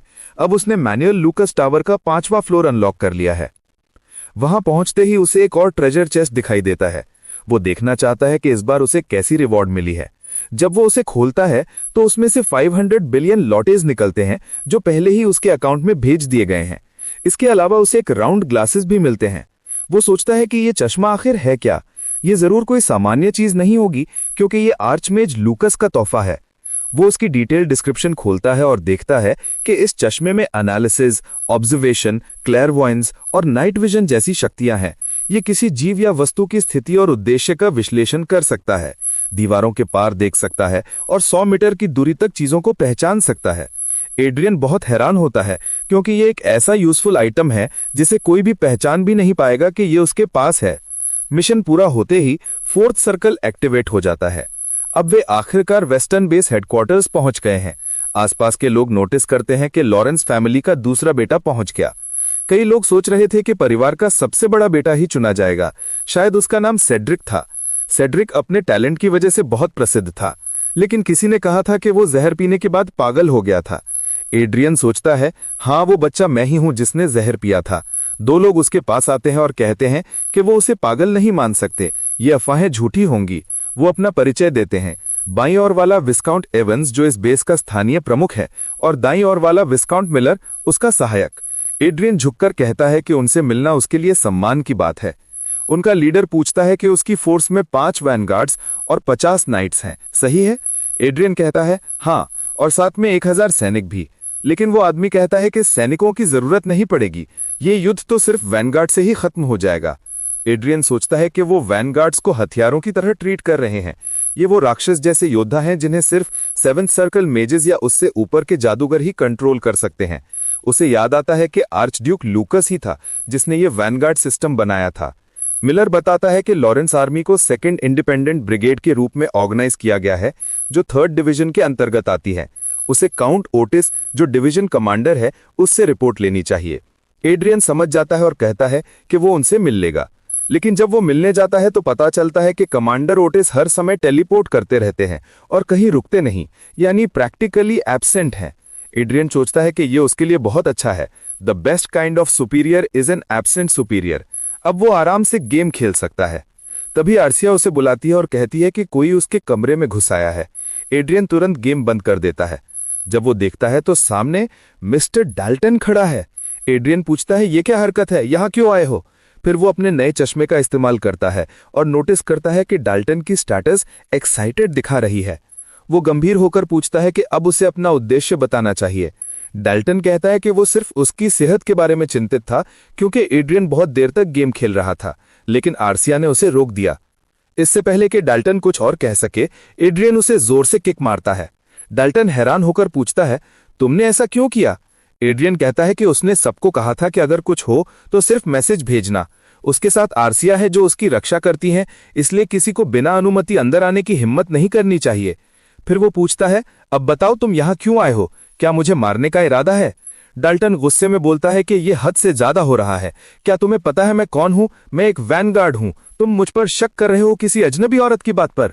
एड्रियन मन ही मन सोचता है कि यह आदमी तो पूरा मूर्ख है। उसे लगता है कि कुछ सैनिक शायद डाल्टन के पीछे पीछे आए होंगे ये देखने के लिए कि क्या हो रहा है। एड्रियन कहता है कि यह मिलिट्री डिसिप्लिन का उल्लंघन है, बल्कि यह तो म्यूटिनी है और इसकी सजा मिलनी चाहिए। वो अपनी डैगर निकालता है और डाल्टन से कहता है, एक कदम आगे बढ़ो। डाल्टन गुस्से में चिल्लाता है, क्या तुम सच में ऐसा करोगे? पीछे के सैनिक उसे शांत करने की कोशिश करते हैं। एड्रियन सोचता है कि वो ये सब दिखावे के लिए नहीं कर रहा, वो बस जिंदा रहना चाहता है और यहां कोई नहीं है जो उसकी निगरानी करे, यानी अब पीछे हटने का कोई कारण नहीं। वो डाल्टन की आंखों में देखते हुए कहता है, come on, make your move. उसी समय वाइस लीडर बिलान के टेंट में कोई दौड़कर आता है और कहता है कि ब्रिगेड कमांडर ने मिस्टर डाल्टन के लिए एग्जीक्यूशन ऑर्डर जारी किया है और उन्हें तुरंत वहां जाना होगा। डाल्टन को यकीन नहीं होता। वो मुझे ऐसे नहीं मार सकता। वो मनमाना व्यवहार कर रहा है। एक वैनगार्ड को ऐसे फांसी नहीं दी जा सकती। लेकिन जैसे ही वो बोलता है, उसके सामने एक नाइफ आती है जिसे वो किसी तरह पकड़ लेता है, लेकिन वो खून से सनी होती है। एड्रियन ठंडे स्वर में कहता है, if I was 1 second slower you'd be dead. वो देखता है कि डाल्टन जमीन पर गिरा हुआ है, दर्द से तड़प रहा है। बिलान पूछता है, what's the meaning of this situation? Adrian शांति से जवाब देता है, जहां तक मुझे पता है ये सब एक वैनगार्ड के लिए मॉरली अनएक्सेप्टेबल है। कई नाइट्स ने एक महिला को हैरेस किया था। जब वाइस लीडर को इसके बारे में पता चला तो वो बहुत गुस्सा हुआ और पूछा कि उन्होंने आखिर किया क्या है। तो उनमें से एक झुककर बोला कि उसकी लैक ऑफ टैक्ट की वजह से ये सब हुआ है और उसने माफी मांगी। वाइस लीडर ने डॉल्सन पर पैर रखते हुए कहा कि उसे उसके पद से सस्पेंड किया जा रहा है और आदेश दिया कि उसकी आर्मर जब्त की जाए और उसे कैद में कर लिया जाए। इसके अलावा उन तीनों को भी इनसबऑर्डिनेशन और कॉम्प्लिसिटी के लिए जेल में डालने को कहा गया। एडनर ने कहा कि वहां का कमांड अब उसके हाथ में है और वो बच्चों की देखभाल करने नहीं आया है। वाइस लीडर ने सिर झुका लिया। एड्रियन ने कहा कि ये कोई काउंटी नहीं है और वहां के लोग खून बहाते हैं, इसलिए उसने किसी को वहां सफाई करने को कहा और खुद बगल के कमरे में चला गया। वाइस लीडर ने कहा कि आखिर उसने अपना असली चेहरा दिखा दिया है। फिर हमारा लड़का वापस अपने कमरे में गया और आर्सिया के साथ फिर से गेम खेलने लगा, जहां वे मॉन्स्टर्स से लड़ रहे थे। लड़ाई के बीच वो सोच रहा था कि वो अब भी उनके वीक पॉइंट्स को हिट करने की कोशिश करता है, लेकिन फिर भी दूरी बनाए रखता है। वो नाइट जेनिथ से गिरा हुआ था और वही 5वें लेवल का बॉस था। उसने सीधा हमला किया और चिल्लाया, मरो। लेकिन जब वो एड्रियन की गर्दन काटने ही वाला था तो एड्रियन ने डॉज किया और आर्सिया ने अपना शील्ड उसके फेस पर दे मारा। उसी पल एड्रियन ने अपनी मैजिक एक्टिवेट की और वो नाइट मुस्कुराया। उसने कहा कि मैं तो बस तुम्हारी ग्रोथ की एक स्टेपिंग स्टोन हूं। आखिरकार उन्होंने उसे हरा दिया और मेलास टावर का 6th फ्लोर अनलॉक हो गया। वहां उसे 2 ट्रिलियन लोटिस मिले। हमारा प्रोटेगोनिस्ट अब काफी रिच हो रहा था। उसकी एक अकाउंट एलिजिया यूनियन बैंक में खुल गई। उसे बहुत खुशी हुई, लेकिन 2 नई नोटिफिकेशंस देखकर वो चौंक गया। उसे ईस्त्रो के कुछ रेयर इक्विपमेंट्स मिले थे, sceptre of Istro, mantle of Istro, armour of Istro, shield of Istro और स्वॉर्ड ऑफ ईस्त्रो। एड्रियन ने कहा कि मैंटल और सेट्रो यूनिक इक्विपमेंट्स हैं जो वो खुद यूज कर सकता है, बाकी सब वो दूसरों को देगा। ये इक्विपमेंट्स बहुत पावरफुल थे, जैसा उम्मीद थी, क्योंकि उन्हें आर्क ड्यूक लूकस ने बनाया था। तभी किसी ने उसके कमरे में नॉक किया। उसने कहा, माफ करें सर इंटरप्शन के लिए, और बताया कि उसे एक पावरफुल ऑरा महसूस हुई। एड्रियन ने कहा कि वो बस कुछ आर्टिफैक्ट्स चेक कर रहा था और चिंता की बात नहीं है। वो आदमी माफी मांगकर चला गया। एड्रियन ने लुकस के बारे में सोचा। जैसा उसे शक था, ये स्वॉर्ड एक एलिट वैनगार्ड के इस्तेमाल की चीज है। ये मिथ्रिल और ड्रैगन बोन से बनी थी। उसने कहा कि कोई भी इस तलवार से सिर्फ 15 सेकंड के लिए एक वैनगार्ड सोल्जर जितना शक्तिशाली हो सकता है।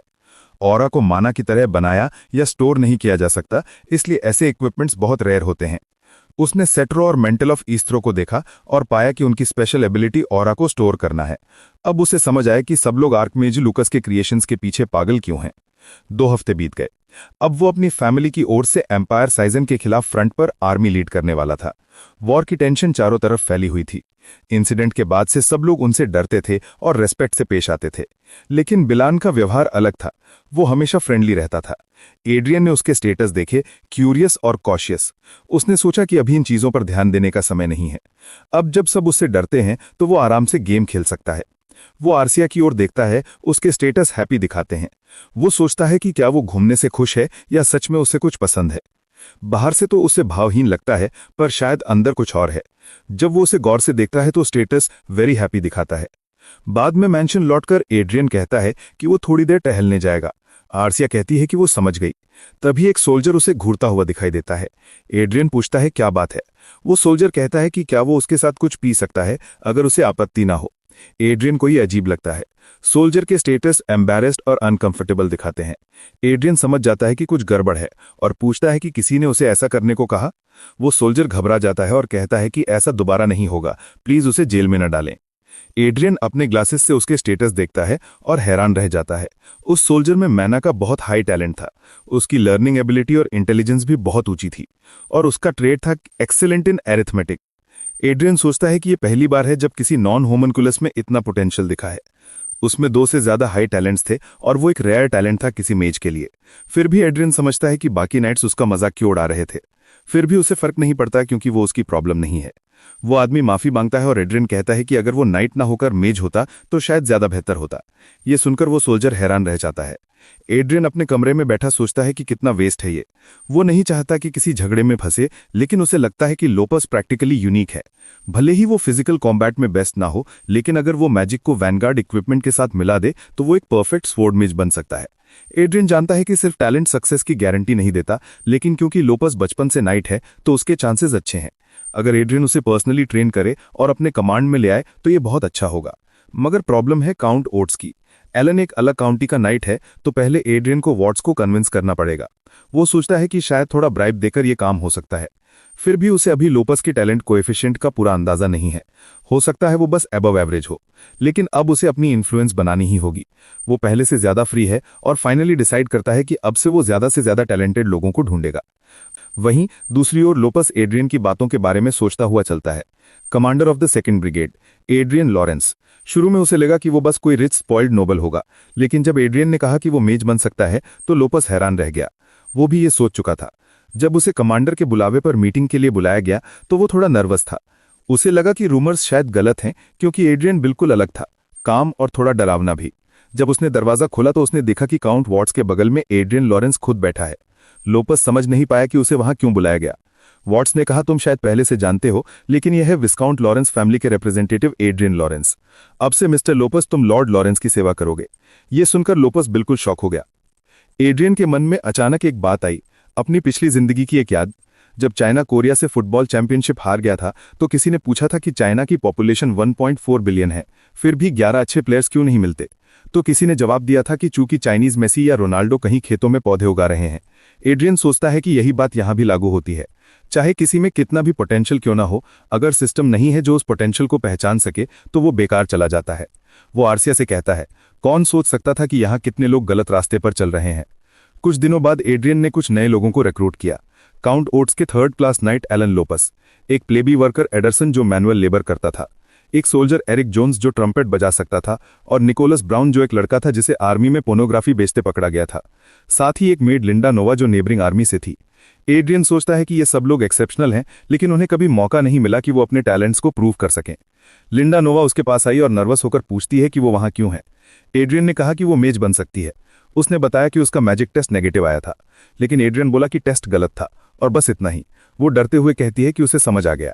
एड्रियन ने उसके स्टेटस देखे, उसकी माना बहुत हाई थी, लर्निंग एबिलिटी भी हाई थी और इंटेलिजेंस भी बहुत हाई थी। वो सोचता है कि आधा मिलियन खर्च करना इस पर वर्थ है। एड्रियन जानता है कि अभी किसी को यह समझ नहीं है कि वो सब वहां क्यों है, लेकिन वो प्ले भी कहता है कि सबको बस मिस्टर लैरिस पर भरोसा रखना चाहिए और क्वेश्चन नहीं करना चाहिए। एड्रियन ने देखा कि उस प्लेबी की फिजिकल एबिलिटी बहुत हाई थी और उसकी ऑरा भी स्ट्रांग थी। निकोलस में भी ऑरा का अच्छा टैलेंट था, लेकिन वो अभी माइनर था। एड्रियन ने सबको जल्दी तैयार होने को कहा क्योंकि फ्रंट लगभग 100 किलोमीटर दूर था। उसने उन्हें कहा कि चिंता मत करो। फिर एड्रियन लॉरेंस सबको उस शहर की सबसे महंगी शॉप में लेकर गया। वहां सब थोड़ा ऑकवर्ड महसूस कर रहे थे, शायद इसलिए क्योंकि उन्होंने ऐसी जगह कभी नहीं देखी थी। जब किसी ने एक आउटफिट चुना, एड्रियन बोला, गुड चॉइस। एरिक जोन्स ने कहा, धन्यवाद कमांडर। उसके स्टेटस में पॉलिटिकल नेगोशिएशन और एडमिनिस्ट्रेटिव एबिलिटी हाई दिखाई दी और उसका ट्रेड था सिल्वर टंग, यानी बहुत कन्विंसिंग बोलने वाला। एड्रियन सोचता है कि बाकी 3 फ्रंटलाइन फाइटर्स हैं, लेकिन ये लड़का पॉलिटिकल बैटलफील्ड का फाइटर है। इसका टैलेंट वाकई इंप्रेसिव है। एड्रियन ने सबको कहा कि कीमत की चिंता मत करो, जो चाहो लो, हमेशा बेस्ट चुनो। वो सोचता है कि टैलेंट कुछ नहीं है अगर तुम उसे ट्रेन नहीं करते, इसलिए अब से वो सब बेस के बाहर ट्रेनिंग शुरू करेंगे और साथ ही एजुकेशन भी दी जाएगी। एड्रियन ने कहा कि अब वो सब प्रॉपर तरीके से ड्रेस होंगे ताकि माहौल में फिट हो सकें। जब सबको नई क्लोथ्स मिल गई तो उन्होंने पूछा कि क्या वो लोग उस बड़े मैंशन में रहेंगे। एड्रियन ने कहा कि हाँ, तुम सब ज्यादातर समय वही रहोगे, सर्वेंट्स ऑलरेडी असाइंड हैं। उसने कहा कि उन्हें हाउसहोल्ड चोर्स की चिंता नहीं करनी है, बस स्टडी और ट्रेनिंग पर फोकस करना है। फिर उसने बताया कि उन्हें मंथली पेमेंट मिलेगा, 20 मिलियन पर मंथ और सालाना बोनस 240 मिलियन का, लेकिन उन्हें अपने कॉन्ट्रैक्ट के नियम नहीं भूलने हैं। सब लोग पैसे पाकर बहुत खुश हो गए और बोले कि वे अपना बेस्ट देंगे। एड्रियन ने मुस्कुराते हुए कहा कि अगर वे ये साबित कर दें कि उसकी इंट्यूशन सही थी तो ऐसे और भी बहुत पैसे मिलेंगे जहां से ये आए हैं। लेकिन उसने चेतावनी दी कि ये सब रातों रात नहीं होगा, इसलिए उन्हें अपना बेस्ट देना होगा। उसने कहा कि आखिर में वो बस यही उम्मीद करता है कि वे उसे निराश नहीं करेंगे, क्योंकि उसे समन्स देना पसंद नहीं है। सब ने एक साथ कहा, जी कमांडर एड्रियन। एड्रियन ने सोचा कि ये वही लोग हैं जिन्हें उसने अब तक पाया सबसे बेहतरीन टैलेंट कहा जा सकता है। अब से वे उसकी पर्सनली सिलेक्टेड एलीट टीम होंगे। ये कोई शॉर्ट टर्म इन्वेस्टमेंट नहीं है, एक दिन वे सभी फलेंगे फूलेंगे। ये एक बड़े और ब्राइट फ्यूचर के लिए इन्वेस्टमेंट है। शहर में चलते हुए एड्रियन सोचता है कि जब वो लौटेगा तो उसे सेड्रिक से सामना करते वक्त सावधान रहना होगा। भले ही एना उसके साथ हो, उसे अपनी माँ के बारे में भी सोचना है। लेकिन तभी अचानक उसे अपनी पीठ पर कुछ महसूस होता है। तुरंत आर्सिया उस आदमी का गला पकड़ लेती है और एड्रियन मुस्कुराते हुए गुड मॉर्निंग कहता है। एड्रियन हाल ही में बहुत अलर्ट रहने लगा था, क्योंकि उसने देखा था कि रोज कहीं ना कहीं स्पाइस मंडराते रहते हैं। उसने उस आदमी की ओर बढ़ते हुए कहा कि उसे अपने शब्द बचा लेने चाहिए, क्योंकि उसे सुनने में कोई इंटरेस्ट नहीं है। उसने पूछा, क्या तुम्हारा भाई अब भी नहीं जानता कब हार मान लेनी चाहिए? और बोला कि एक चूहे जैसे इंसान के पास सिर्फ एक ही रास्ता होता है, उपयोगी बनना। एड्रियन ने कहा कि एक स्पाई के लिए स्टुपिडिटी बहुत बड़ा दोष है। उसने पूछा कि तुम अपनी जिंदगी को कितना वैल्यू करते हो, और उसे जमीन पर पटकते हुए बोला, जो मैंने कहा है वो करो और सब ठीक हो जाएगा। वो स्पाई कांपने लगा, आर्सिया की ऑरा महसूस करते हुए। उसे एहसास हुआ कि वो कोई साधारण महिला नहीं बल्कि ऑरा स्पेशलिस्ट है। डरते हुए उसने कहा कि उसे कुछ नहीं पता, लेकिन एड्रियन की धमकी के बाद उसने सब कुछ बता दिया। एड्रियन ने पूछा कि क्या वो टेलीपोर्ट के बाद से उनका पीछा कर रहा था, किसी अंदर के एजेंट की मदद से? वो ब्लॉन्ड स्पाई हैरान रह गया, सोचने लगा कि उसे ये सब कैसे पता। एड्रियन मुस्कुराया और बोला कि उसे पहले से ही उसके बारे में सब कुछ पता था। उसने कहा कि वो हमेशा एक कदम आगे रहता है और शायद अब वो उसे भी एक कदम आगे रख सकता है। एड्रियन जानता था कि वो स्पाइस सेड्रिक के आदेशों पर काम कर रहा है और वास्तव में उसके खिलाफ नहीं है। उसे लगा कि वो ऐसा करने में हिचकिचा भी रहा था। वो आदमी आर्सिया की ओर घबरा कर देखता है और फिर पूछता है कि क्या एड्रियन सच में मास्टर सेड्रिक के खिलाफ जाने की सोच रहा है? एड्रियन हल्का सा मुस्कुराया। उस स्पाई ने कहा, आप नहीं कर सकते। लेकिन उसी वक्त एड्रियन ने अपनी डैगर उसकी ओर तान दी और बोला, अपने शब्द बचा लो। अगर तुम्हें मौत से डर लगता है तो जिंदा रहना है तो मेरी बात मानो। डर से कांपते हुए उसने कहा, जी यंग मास्टर। एड्रियन मुस्कुराया और बोला, यही बात मुझे सुननी थी। फिर उसने पूछा, क्या तुम मेरे लिए काम करना चाहोगे? चिंता मत करो, मैं तुम्हें डेंजर में नहीं डालूंगा। मैं एक दयालु इंसान हूं। बस मैं चाहता हूं कि तुम फेक रिपोर्ट्स बनाओ, क्योंकि तुम्हारा दोस्त अब तुम्हारी जगह जेल जाएगा। वो स्पाई बोला, मैं स्वीकार करता हूं। अब सेड्रिक के ऑफिस में वो सोच रहा था कि मेल्स कैसे पकड़ा गया। स्पाई ने रिपोर्ट दी कि उसे कमांडर के कमरे में घुसने की कोशिश करते हुए पकड़ा गया। सेड्रिक ने गुस्से में कहा, डैम इट, और मन ही मन सोचने लगा कि यह सब इसलिए हुआ क्योंकि उसने अपने पिता की बात नहीं मानी, जिन्होंने उसे मना किया था एड्रियन पर स्पाइस भेजने से। सेड्रिक को याद आया कि जब वो आर्मी के लिए चुना नहीं गया था तब उसके पिता ने पहले ही उसकी बेइज्जती की थी। अब पछताने का कोई फायदा नहीं था। उसने आदेश दिया कि वे एड्रियन पर नजर रखें और जो भी हो उसे रिपोर्ट करें। वो स्पाई जिसने सेड्रिक को धोखा दिया था मुस्कुराया और सोचा, मैं उसे बाद में सब कुछ बता दूंगा। एड्रियन सोचता है कि अब एक और स्पाई से भी निपट लिया है, अब काम आसान होगा, खासकर उस नए साथी के मदद से। उसकी टीम तेजी से प्रगति कर रही थी। उसने और 20 टैलेंटेड लोगों को रिक्रूट कर लिया। एरिक और एलिजिया ने खुद को बहुत काबिल लीडर साबित किया। सब लोग पूरी मेहनत कर रहे थे और एड्रियन सोचता है कि अब वो खुद पीछे नहीं रह सकता। फाइनली उसने लेवल 159 हासिल किया। उसने कहा, बस एक लेवल और, फिर मैं 6th सर्कल मेज बन जाऊंगा। लेकिन तभी एक इमरजेंसी मैसेज आया, कमांडर, एम्पायर की कॉम्बैट शिप्स हमारे एयर स्पेस में प्रवेश कर चुकी हैं। वो तुरंत गेम से बाहर आया और अपने सबॉर्डिनेट से रिपोर्ट मांगी। सबॉर्डिनेट ने कहा कि उन्हें ऑर्डर्स मिले हैं स्टैंड बाय रहने के, क्योंकि वॉर शुरू होने वाली है। एड्रियन ने गहरी सांस ली तो आखिरकार तूफान से पहले की शांति खत्म हो गई। फिर वॉर मीटिंग में सब इकट्ठा हुए। एम्पायर सीजिंग की सेना उनकी ओर बढ़ रही थी। काउंट ऑट्स ने कहा कि लोकल फोर्सेस को स्टेशन पर रहने का ऑर्डर दिया गया है। क्रूप्स को ट्रेन्स में इकट्ठा किया जाएगा ताकि किसी भी समय उन्हें भेजा जा सके।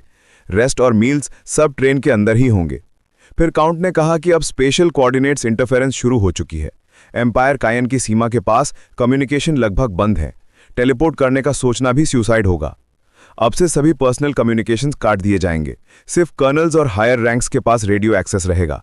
उसने सीधे एड्रियन की ओर देखकर कहा, तुम भी कोई एक्सेप्शन नहीं हो। रेडियो अपने पास रखना, बिना उसके कमरे में मत जाना।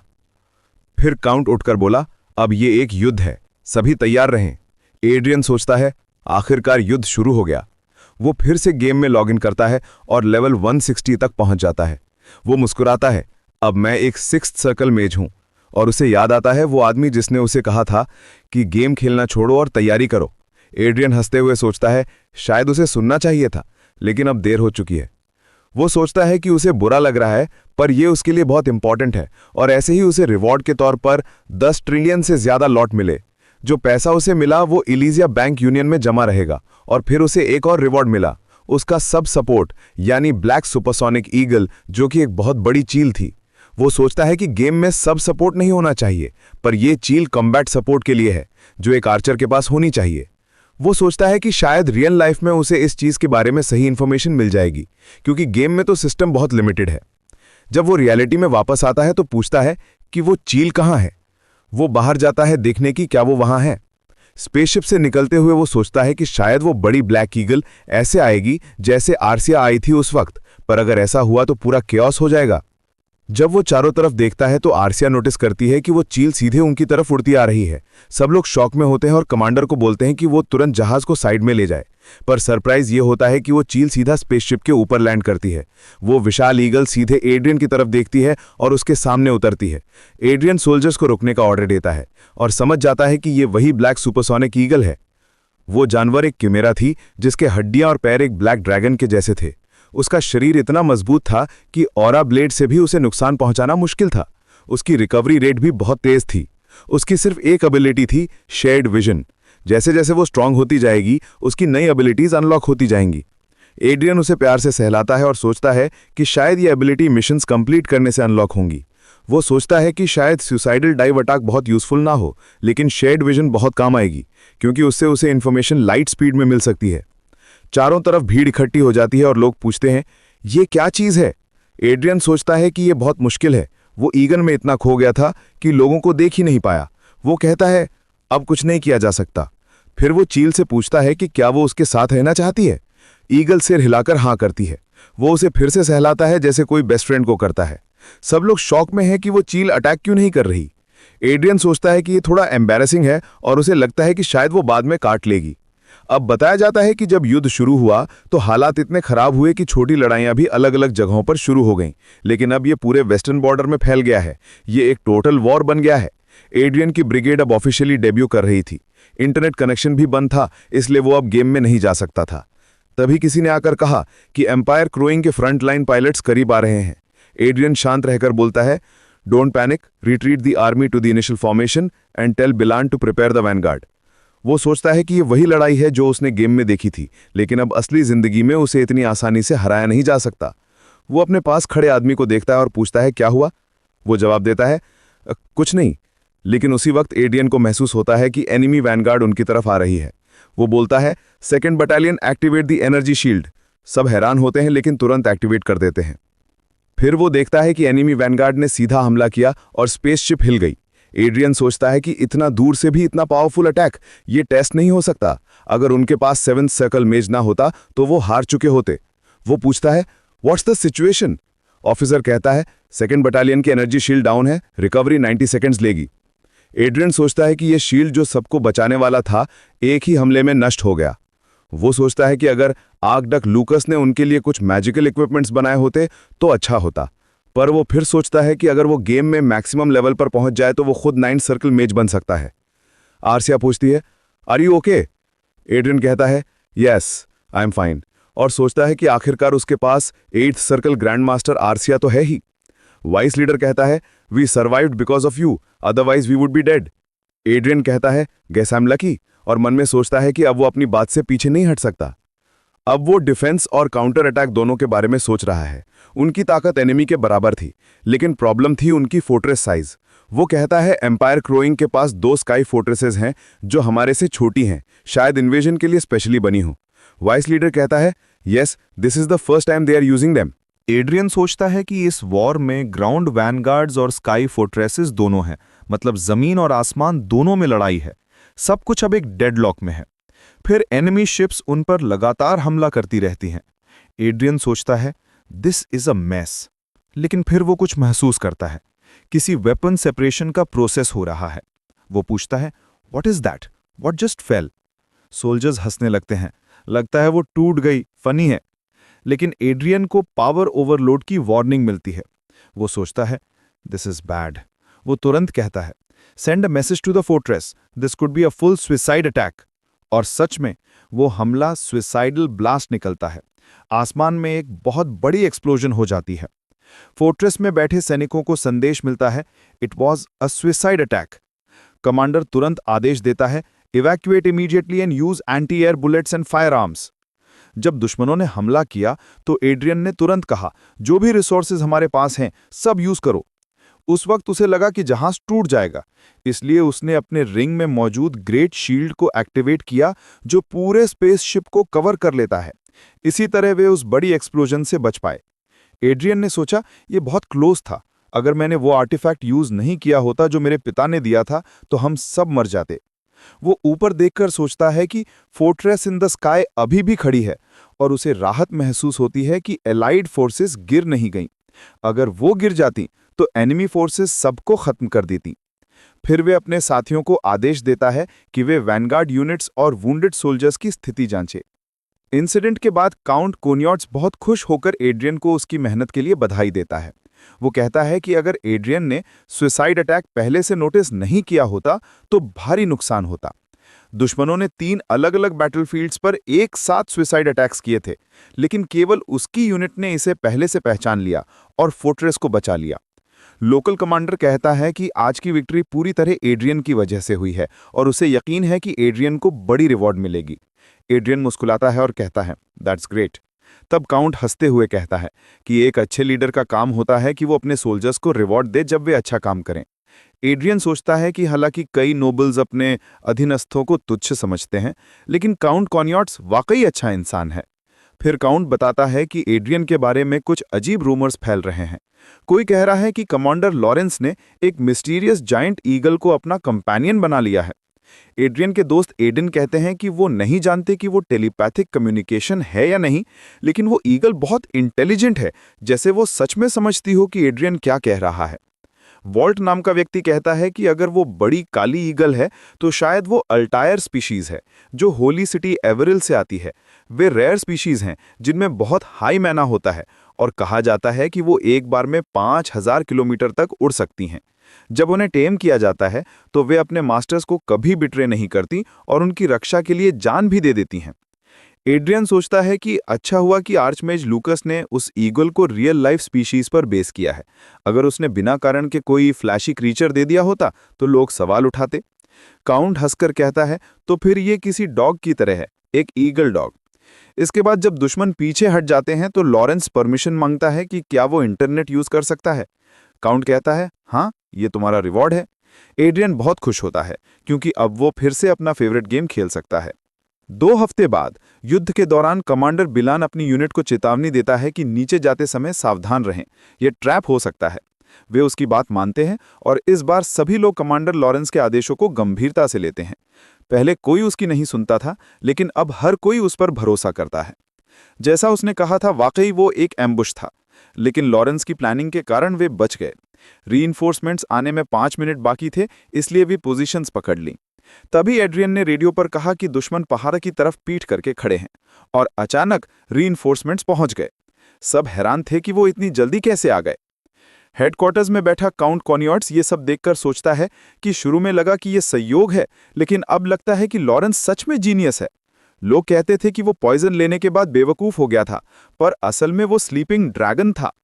वो हंसकर कहता है कि अगर विस्काउंट लॉरेंस की फैमिली इजाजत दे तो वो अपनी बेटी मिशेल की शादी उससे कराना चाहेगा, जिससे सब शॉक हो जाते हैं। लेकिन कोई कहता है कि उसकी पहले से गर्लफ्रेंड है और वो दोनों बहुत करीब हैं क्योंकि उसने उसे भी बैटलफील्ड पर साथ लाया था।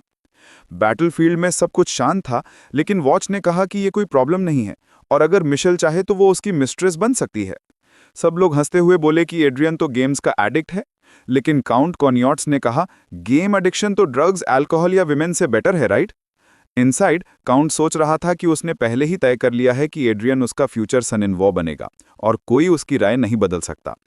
बाकी लोग हंसकर बोले कि considering miss Michels fiery personality, अगर उसने ये बात सुन ली तो हम सब बर्बाद हो जाएंगे। काउंट ने हंसते हुए कहा, बस अब मेरी बेटी की बात काफ़ी हुई, रिपोर्ट भेजो हेडक्वार्टर्स को और इंश्योर करो कि उसमें कमांडर लॉरेंस की कंट्रीब्यूशन डिटेल में लिखी जाए।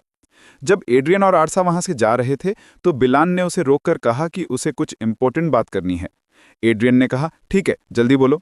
उसे नोटिस हुआ कि बिलान की एनर्जी एंग्शियस थी, क्यूरियोसिटी से बदलकर सिंसियरिटी में बदल गई थी। एड्रियन ने सोचा शायद इसलिए क्योंकि उसने उसे बैटल में बचाया था। बिलान ने पूछा, आप अपनी स्ट्रेंथ क्यों छिपाते हैं? टेरिटरी के बहुत से लोग फ्यूचर को लेकर वरीड हैं। अगर योंग सेड्रिक ऐसे ही चलता रहा तो लैंड क्राइसिस में आ जाएगा। मुझे नहीं लगता कि वो लॉर्ड बनने के लायक है। अगर आपको अपने भाई से कम्पीट करने का इरादा है तो मैं पूरी तरह आपका साथ दूंगा। एड्रियन हैरान रह गया क्योंकि उसके मैजिकल ग्लासेस दिखा रहे थे कि बिलान झूठ नहीं बोल रहा। वो सोचता है कि शायद उसने पहले से इंस्ट्रक्शन पाई है या फिर वो सिर्फ ग्लैटिट्यूड में ऐसा बोल रहा है। एड्रियन ने कामली कहा, thank you for your concern, लेकिन मैं ये मान लूंगा कि मैंने कुछ सुना नहीं। बिलान शॉक्ड रह गया और एड्रियन ने सोचा कि उसने बिना सोचे समझे ये बात बोल दी। एड्रियन जानता था कि चाहे वो सेड्रिक से इन्फॉर्मेशन छिपाएं, लेकिन वो केयरलेस नहीं हो सकता। सर्वेलेंस सिस्टम्स बहुत हैं जिनके बारे में उसे पता भी नहीं। उसने सोचा कि मैं अकेला ही काफ़ी हूं।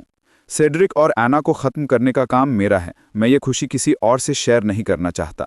लेकिन फिर उसने माना कि टेरिटरी में कुछ लोग वाकई ईमानदारी से चिंतित हैं। कुछ दिनों बाद सेरेमनी में अनाउंसमेंट हुई, Adrian Lawrence, second son of the Lawrence family, will receive the second class golden medal awarded by his majesty Sijwan Hat, the 23rd king of the Hay kingdom. सारे सोल्जर्स खुशी से चिल्लाने लगे। Adrian stunned रह गया। ये तो उसकी उम्मीद से कहीं बड़ा ऑनर था। उसने सोचा, सेड्रिक तो पागल हो जाएगा जब उसे पता चलेगा। घर में सेड्रिक और उसकी माँ ये न्यूज़ सुनते हैं। सेड्रिक गुस्से से कहता है, सब लोग उस इडियट एड्रियन की बात कर रहे हैं। अगर मैं युद्ध में गया होता तो ये सारे मेरिट्स मेरे होते। सेड्रिक पूछता है, पिता कहाँ हैं? माँ कहती है, वो तो अब उस गरीब औरत के साथ रह रहा है। सेड्रिक कहता है, लगता है पापा अब उस गरीब औरत के साथ ज्यादा वक्त बिता रहे हैं। वो अपनी माँ से पूछता है, आप कुछ करती क्यों नहीं? माँ व्यंग से बोलती है, क्या करूं, उसे भी जहर दे दूं? सेड्रिक चिल्लाता है, माँ अपना टोन संभालो। माँ शांत होकर कहती है, तुम्हारे पिता अब उस प्लीबियन को प्रोटेक्ट करना चाहते हैं जब तक एड्रियन बैटलफील्ड पर है। सेड्रिक पूछता है, क्या सच में एड्रियन वॉर के बाद हमारे फैमिली टाइज तोड़ देगा? माँ कहती है, हाँ, इसलिए वो डेस्परेट है कुछ बड़ा हासिल करने के लिए ताकि उसे टाइटल मिले। लेकिन तुम काम रहो, तुम उसका कंपेटिटर नहीं हो, मैं इंश्योर करूंगी। सेड्रिक सोचता है कि माँ सही कह रही है। इसके पीछे उसका मैटरनल ग्रैंडफादर खड़ा था। लॉरेंस विस्काउंटी का ज्यादातर हिस्सा उसकी माँ के कंट्रोल में था। उसका पिता सिर्फ टेम्पररी रेजेंट था जब तक ये जमीन सेड्रिक को ऑफिशियली नहीं मिलती। सेड्रिक गुस्से से सोचता है, वो लड़का हमेशा खुद को मुझसे बेहतर समझता था, ज्यादा स्मार्ट, हैंडसम, टैलेंटेड, और सब उसे प्रोडिजी कहते थे। अब जब वो जहर खाने के बाद यूजलेस हो गया है, फिर भी सब उसे प्रेज करते हैं। कितना इरिटेटिंग है, उसे मर जाना चाहिए। अब 7वां हफ्ता चल रहा है। युद्ध शुरू हुए 48 दिन हो चुके हैं। एड्रियन खुश होकर अपनी वैनगार्ड टीम से कहता है, सब एक एनर्जी ड्रिंक ले लो पहले। वो सबको खुद सर्व करता है। सोल्जर्स कहते हैं कि ड्रिंक पीने के बाद वो एनर्जेटिक फील कर रहे हैं। एड्रियन मुस्कुराकर कहता है, ऑफ कोर्स ऐसा ही होगा। असल में वे जो पी रहे हैं वो एलिक्सियर का डाइल्यूटेड वर्जन है। उसमें सिर्फ एक ड्रॉप उस लेजेंडरी मेडिसिन की है। एड्रियन जानता है कि ये वेस्टफुल है, लेकिन अगर इससे युद्ध जल्दी खत्म होता है तो ये सही है। बिलान कहता है कि अब वे पर्पलोल पर जा रहे हैं। एड्रियन उन्हें सावधान रहने को कहता है। तभी सरप्राइज से उसे पता चलता है कि डिवीजन कमांडर उसे बुला रहे हैं। रास्ते में वे अपने पेट क्रो को खाना खिलाते हुए उनकी तरफ जाता है। वो सोचता है कि हाल ही में काउंट कोनियोटस उसे ज्यादा बार बुला रहा है। ड्राइवर कहता है, सर, इसका मतलब है कि वो आप पर बहुत ट्रस्ट करता है। Isn't that a good thing? Adrian सोचता है कि हाँ, शायद है, लेकिन फिर भी किसी बिग नोबल द्वारा बार बार बुलाया जाना थोड़ा इरिटेटिंग है। जब वो वहां पहुंचता है तो देखता है कि बाकी यूनिट कमांडर्स भी मौजूद हैं। सबके फेसेस पर कंफ्यूजन है। किसी को समझ नहीं आ रहा कि काउंट ने सबको क्यों बुलाया। अगर ये बैटल से जुड़ा होता तो एक सिंपल मैसेज भी काफी था।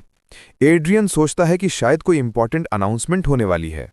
तभी काउंट कोनियोटस हाल में आता है और कहता है, वेलकम जेंटलमैन, अब हमें उन भयानक गन फायर की आवाज़ें ज़्यादा देर नहीं सुननी पड़ेंगी, क्योंकि वॉर का एंड डिक्लेरेशन जल्द ही आने वाला है। एड्रियन शॉक्ड हो जाता है।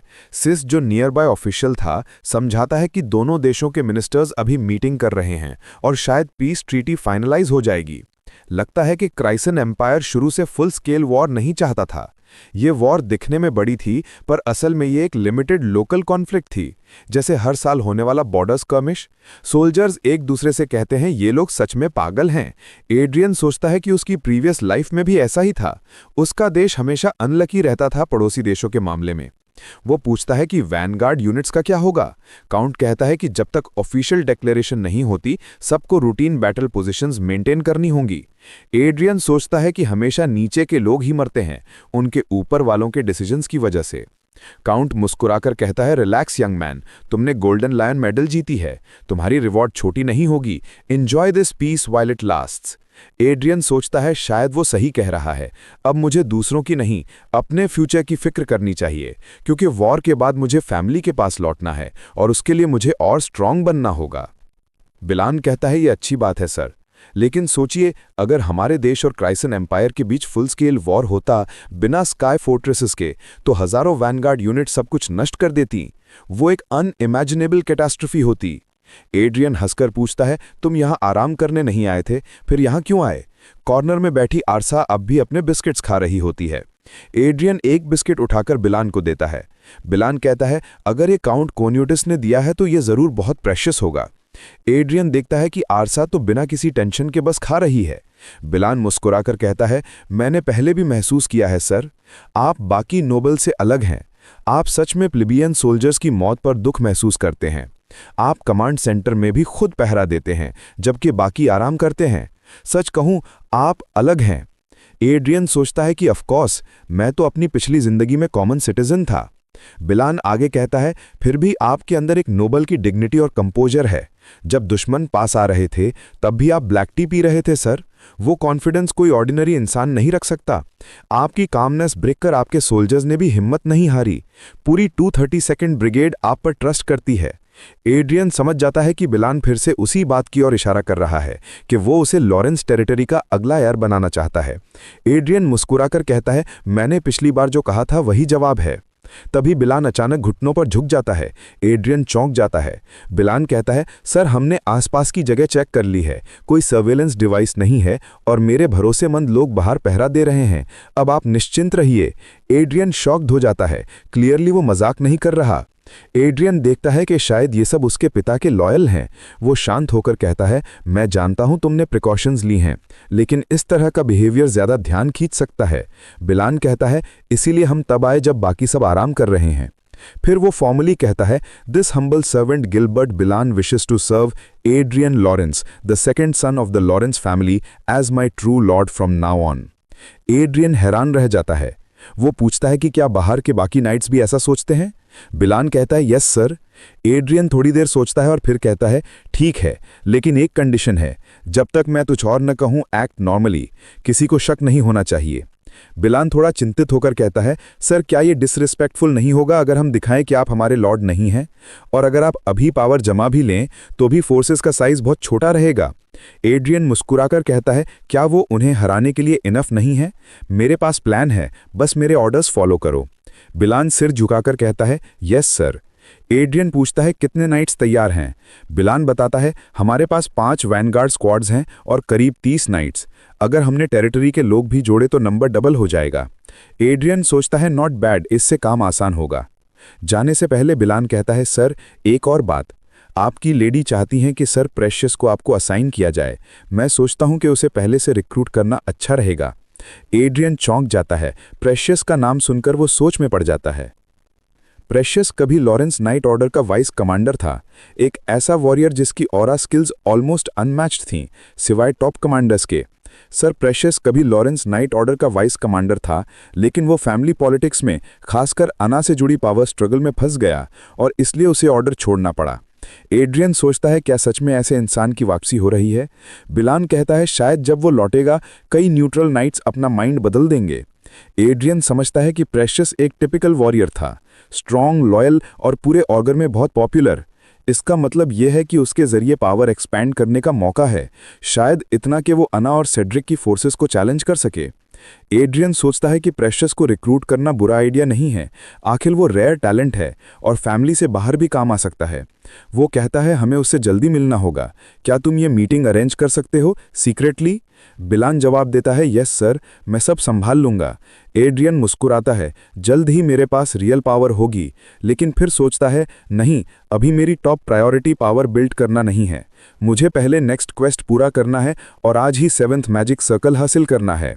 लेकिन किस्मत को कुछ और ही मंजूर था। बैटल के दौरान एड्रियन और आरसा दोनों मारे गए, यहां तक कि उसकी ब्लैक ईगल भी खत्म हो गई। सिस्टम ने मैसेज दिखाया, you were slain by a mysterious being. Scene कुछ मिनट पहले पर लौटता है। लड़ाई अभी जारी है। एड्रियन सोचता है कि लेवल 200 तक के मॉन्स्टर्स मैंने मारे हैं, लेकिन मैंने कभी डेथ खुद एक्सपीरियंस नहीं की। In games dying is part of progress, लेकिन यहाँ की पेन, ये तो अनइमेजिनेबल है। वो देखता है कि आरसा को पीछे धकेला जा रहा है, जो पहले कभी नहीं हुआ था। वो हमेशा अपनी सेफ्टी मेंटेन करती थी, लेकिन अब वो दोनों एक डेडली नाइट से लड़ रहे हैं। उसका नाम है डेथ नाइट पास्कल। एड्रियन सोचता है कि ये सिर्फ ऑरा मास्टर नहीं, बल्कि मिशन बॉस का बफ लिए हुए हैं और इसका बॉडी अबनॉर्मल है, कंप्लीटली डिफरेंट लेवल। रिजल्ट दोनों मारे जाते हैं। एड्रियन रिस्पॉन होता है पास की विलेज में, बेंच पर बैठा सोचता है this system is garbage, it shares every bit of pain. वो चारों तरफ लोगों को देखकर खुद को शांत रखता है, फिर आरसा को समन करता है। वो तुरंत माफी मांगती है। एड्रियन पूछता है तुम ठीक हो, तुम्हें दर्द नहीं हुआ? आरसा कहती है हुआ, लेकिन मेरे पेन सेंसेस तुम्हारे जितने रियल नहीं हैं। एड्रियन साई लेकर सोचता है गुड, मैंने उसे टैंक स्टैट्स देखकर रिक्रूट किया था, लेकिन अब लगता है मुझे स्ट्रैटेजी बदलनी पड़ेगी। डेथ नाइट से लड़ाई ने उसे दिखा दिया था कि उसका करंट फाइटिंग स्टाइल लिमिट तक पहुंच गया है। आरसा मूव्स ब्लॉक करती है, ब्लैक ईगल विजन कवर करती है और वो पीछे से स्पेल्स डालता है, लेकिन हाई लेवल नाइट के सामने ये टैक्टिक बेअसर हो गई। वो सोचता है कि फाइट के बीच एनिमीज को दूर रखने का एक ही तरीका है, ब्लैक ईगल को एक्टिव फाइटर की तरह यूज करना। लेकिन डिफेंस में आरसा अकेले फेल हो रही थी। अगर उसके पास ज्यादा फ्रीक्वेंट डैमेज होता जिससे वो आरसा की मदद कर सके तो ये परफेक्ट कॉम्बो होता। वो 3 सॉल्यूशन सोचता है। 1, छोटे मैजिक सर्कल्स यूज करना, इससे कास्टिंग टाइम घटेगा लेकिन पावर भी कम होगी। 2, ब्लैक ईगल को कॉम्बैट वॉरियर की तरह ट्रेन करना। 3, आरसा को सिर्फ डिफेंस के बजाय स्वॉर्ड अटैक करने देना। पहला ऑप्शन उसे कमजोर बनाता है, इसलिए दूसरा और तीसरा बेटर है। वो कहता है ये आसान नहीं होगा आरसा। फिर वो दोनों दूसरी बार डेथ नाइट पास्कल से लड़ने जाते हैं और बुरी तरह हार जाते हैं। रिस्पॉन होते ही एड्रियन गुस्से से चिल्लाता है इम्पॉसिबल, ये कैसे हो सकता है? आरसा फिर प्रकट होती है और वो सोचता है कि अब उसे ब्लैक ईगल और आरसा दोनों को एक्टिव लड़ाई में उतारना होगा, लेकिन ब्लैक ईगल बैरली 1 मिनट भी नहीं टिकती। एड्रियन 3 मिनट बाद मर जाता है और फिर आरसा भी। ब्लैक ईगल ने ज्यादा डैमेज नहीं किया, लेकिन डिस्ट्रैक्शन बहुत काम आई। एड्रियन सोचता है कि अगर मैं उसे चेस्ट आर्मर इक्विप कर दूं तो शायद सरवाइव कर सके। वो तय करता है मुझे किसी भी तरह ये क्वेस्ट पूरी करनी होगी और 7th सर्कल हासिल करना होगा। तीसरी लड़ाई शुरू होती है और फिर हार। एड्रियन गुस्से में कहता है दिस सक्स, लेकिन वो पैटर्न समझने लगता है। वो सोचता है कि हमें नई स्ट्रैटेजी चाहिए, एक्सपी खत्म होने से पहले एक्सपेरिमेंट करते हैं। 5वीं लड़ाई में डेथ नाइट पास्कल कहता है तो तुम लोग सर्कस एक्रोबैट्स की तरह लड़ रहे हो, काफी टैलेंटेड हो, क्यों ना क्लास बदल लो। एड्रियन हंसकर जवाब देता है तुम्हें शायद कंफ्यूजन है, कभी ह्यूमन बॉम्बर देखा है? वो अपनी मैजिक ऊपर फेंकता है, डाय, लेकिन पास्कल अपनी स्वॉर्ड से डिफेंड कर लेता है। तभी आरसा नीचे से हमला करती है और एड्रियन मुस्कुराता है, परफेक्ट टाइमिंग। लेकिन अचानक ब्लैक ईगल उसे उठाने में फेल हो जाती है और नीचे गिरा देती है। पास्कल हंसता है, तुम्हें नीचे देखना अच्छा लगता है लॉरेंस?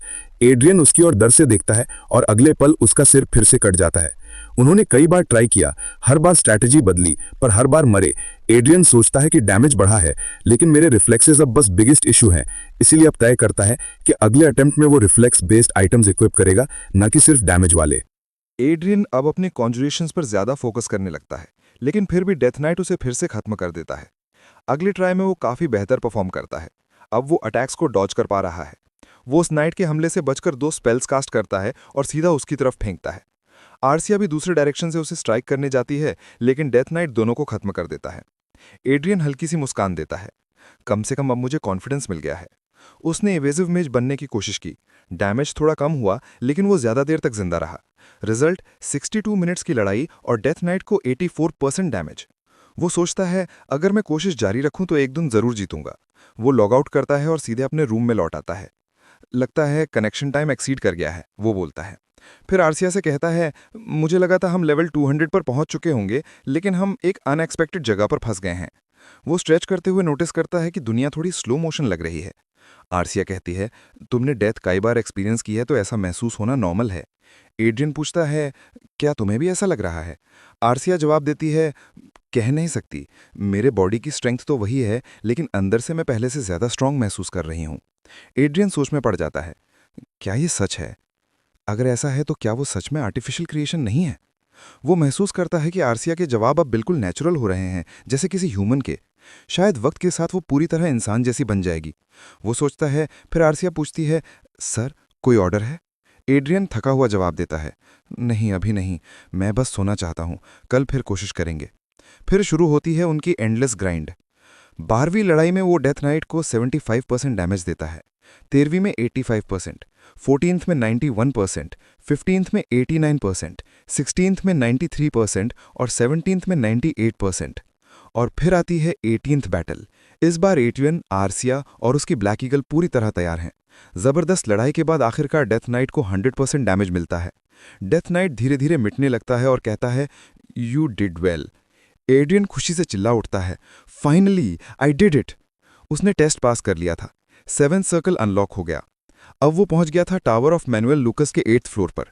वो कहता है, आर्सिया 7th फ्लोर तो बड़ा था, लेकिन ये तो उससे कई गुना विशाल है, और ये जगह बाहर की दुनिया से बिल्कुल अलग लगती है, हर डिटेल जिंदा लग रही है। तभी एक आवाज आती है, क्योंकि ये सब सच में रियल है। एड्रियन चौंक जाता है। वो अपनी स्टाफ उठाता है, 2 एनिमीज दिखते हैं, लेकिन आर्सिया मुस्कुराते हुए कहती है, डोंट वरी।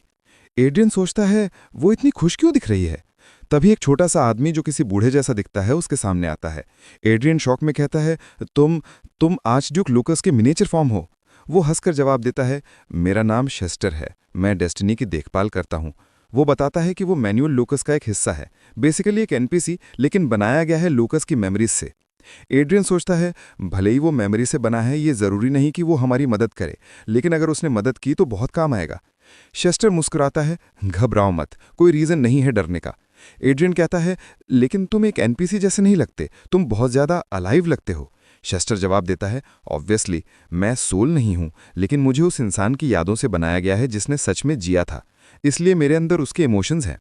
एड्रियन कहता है, तो भले ही वो उम्र से हार गया हो, वो हमेशा यहां जिंदा रहेगा। क्या इसका मतलब मैनुअल लूकस ने इटर्निटी हासिल कर ली? शेस्टर कहता है, एक तरह से हाँ, यही हॉलीवुड सिस्टम बनाने का मेन रीजन था, लेकिन कुछ भी सच में इटर्नल नहीं होता। मैं सिर्फ उस व्यक्ति की एक छाया हूं जो कभी था। अगर वो सच में इमॉर्टैलिटी चाहता तो वो वर्चुअल वर्ल्ड में नहीं बल्कि किसी होमंकुलस जैसे रूप में खुद को दोहराता, जैसे तुम्हारी आर्सिया। एड्रियन सोचता है, तो मतलब लूकस मुझे पोजेस करके रिवाइव नहीं करेगा। गुड, ये राहत की बात है। वो पूछता है, तो तुम यहाँ क्या करते हो? लास्ट फ्लोर तो बहुत कठिन था, अब क्या मुझे लड़ाई बंद करके किसी और फील्ड पर फोकस करना चाहिए? शेस्टर अपना स्टाफ उठाता है और उसके सामने एक स्टेटस विंडो खुलती है। एड्रियन दंग रह जाता है। उसे 5 uses of the administrator authority of Hollywood मिल गई थी। शेस्टर समझाता है, यह अथॉरिटी वही है जो मैनुअल लूकस के पास थी। एक्सपेक्टेड था कि वो तुम्हें मिलेगी। शुरुआत में कुछ लिमिट्स होंगी, लेकिन धीरे धीरे वो भी हट जाएंगी। फ्यूचर में तुम्हारे पास अनलिमिटेड कंट्रोल होगा। एड्रियन पूछता है, मैं इससे कर क्या सकता हूं? शेस्टर मुस्कुराता है, तुम किसी भी सिस्टम पर आधारित प्रोग्राम में इसका इस्तेमाल कर सकते हो जो हॉलीवुड नेटवर्क से जुड़ा हो।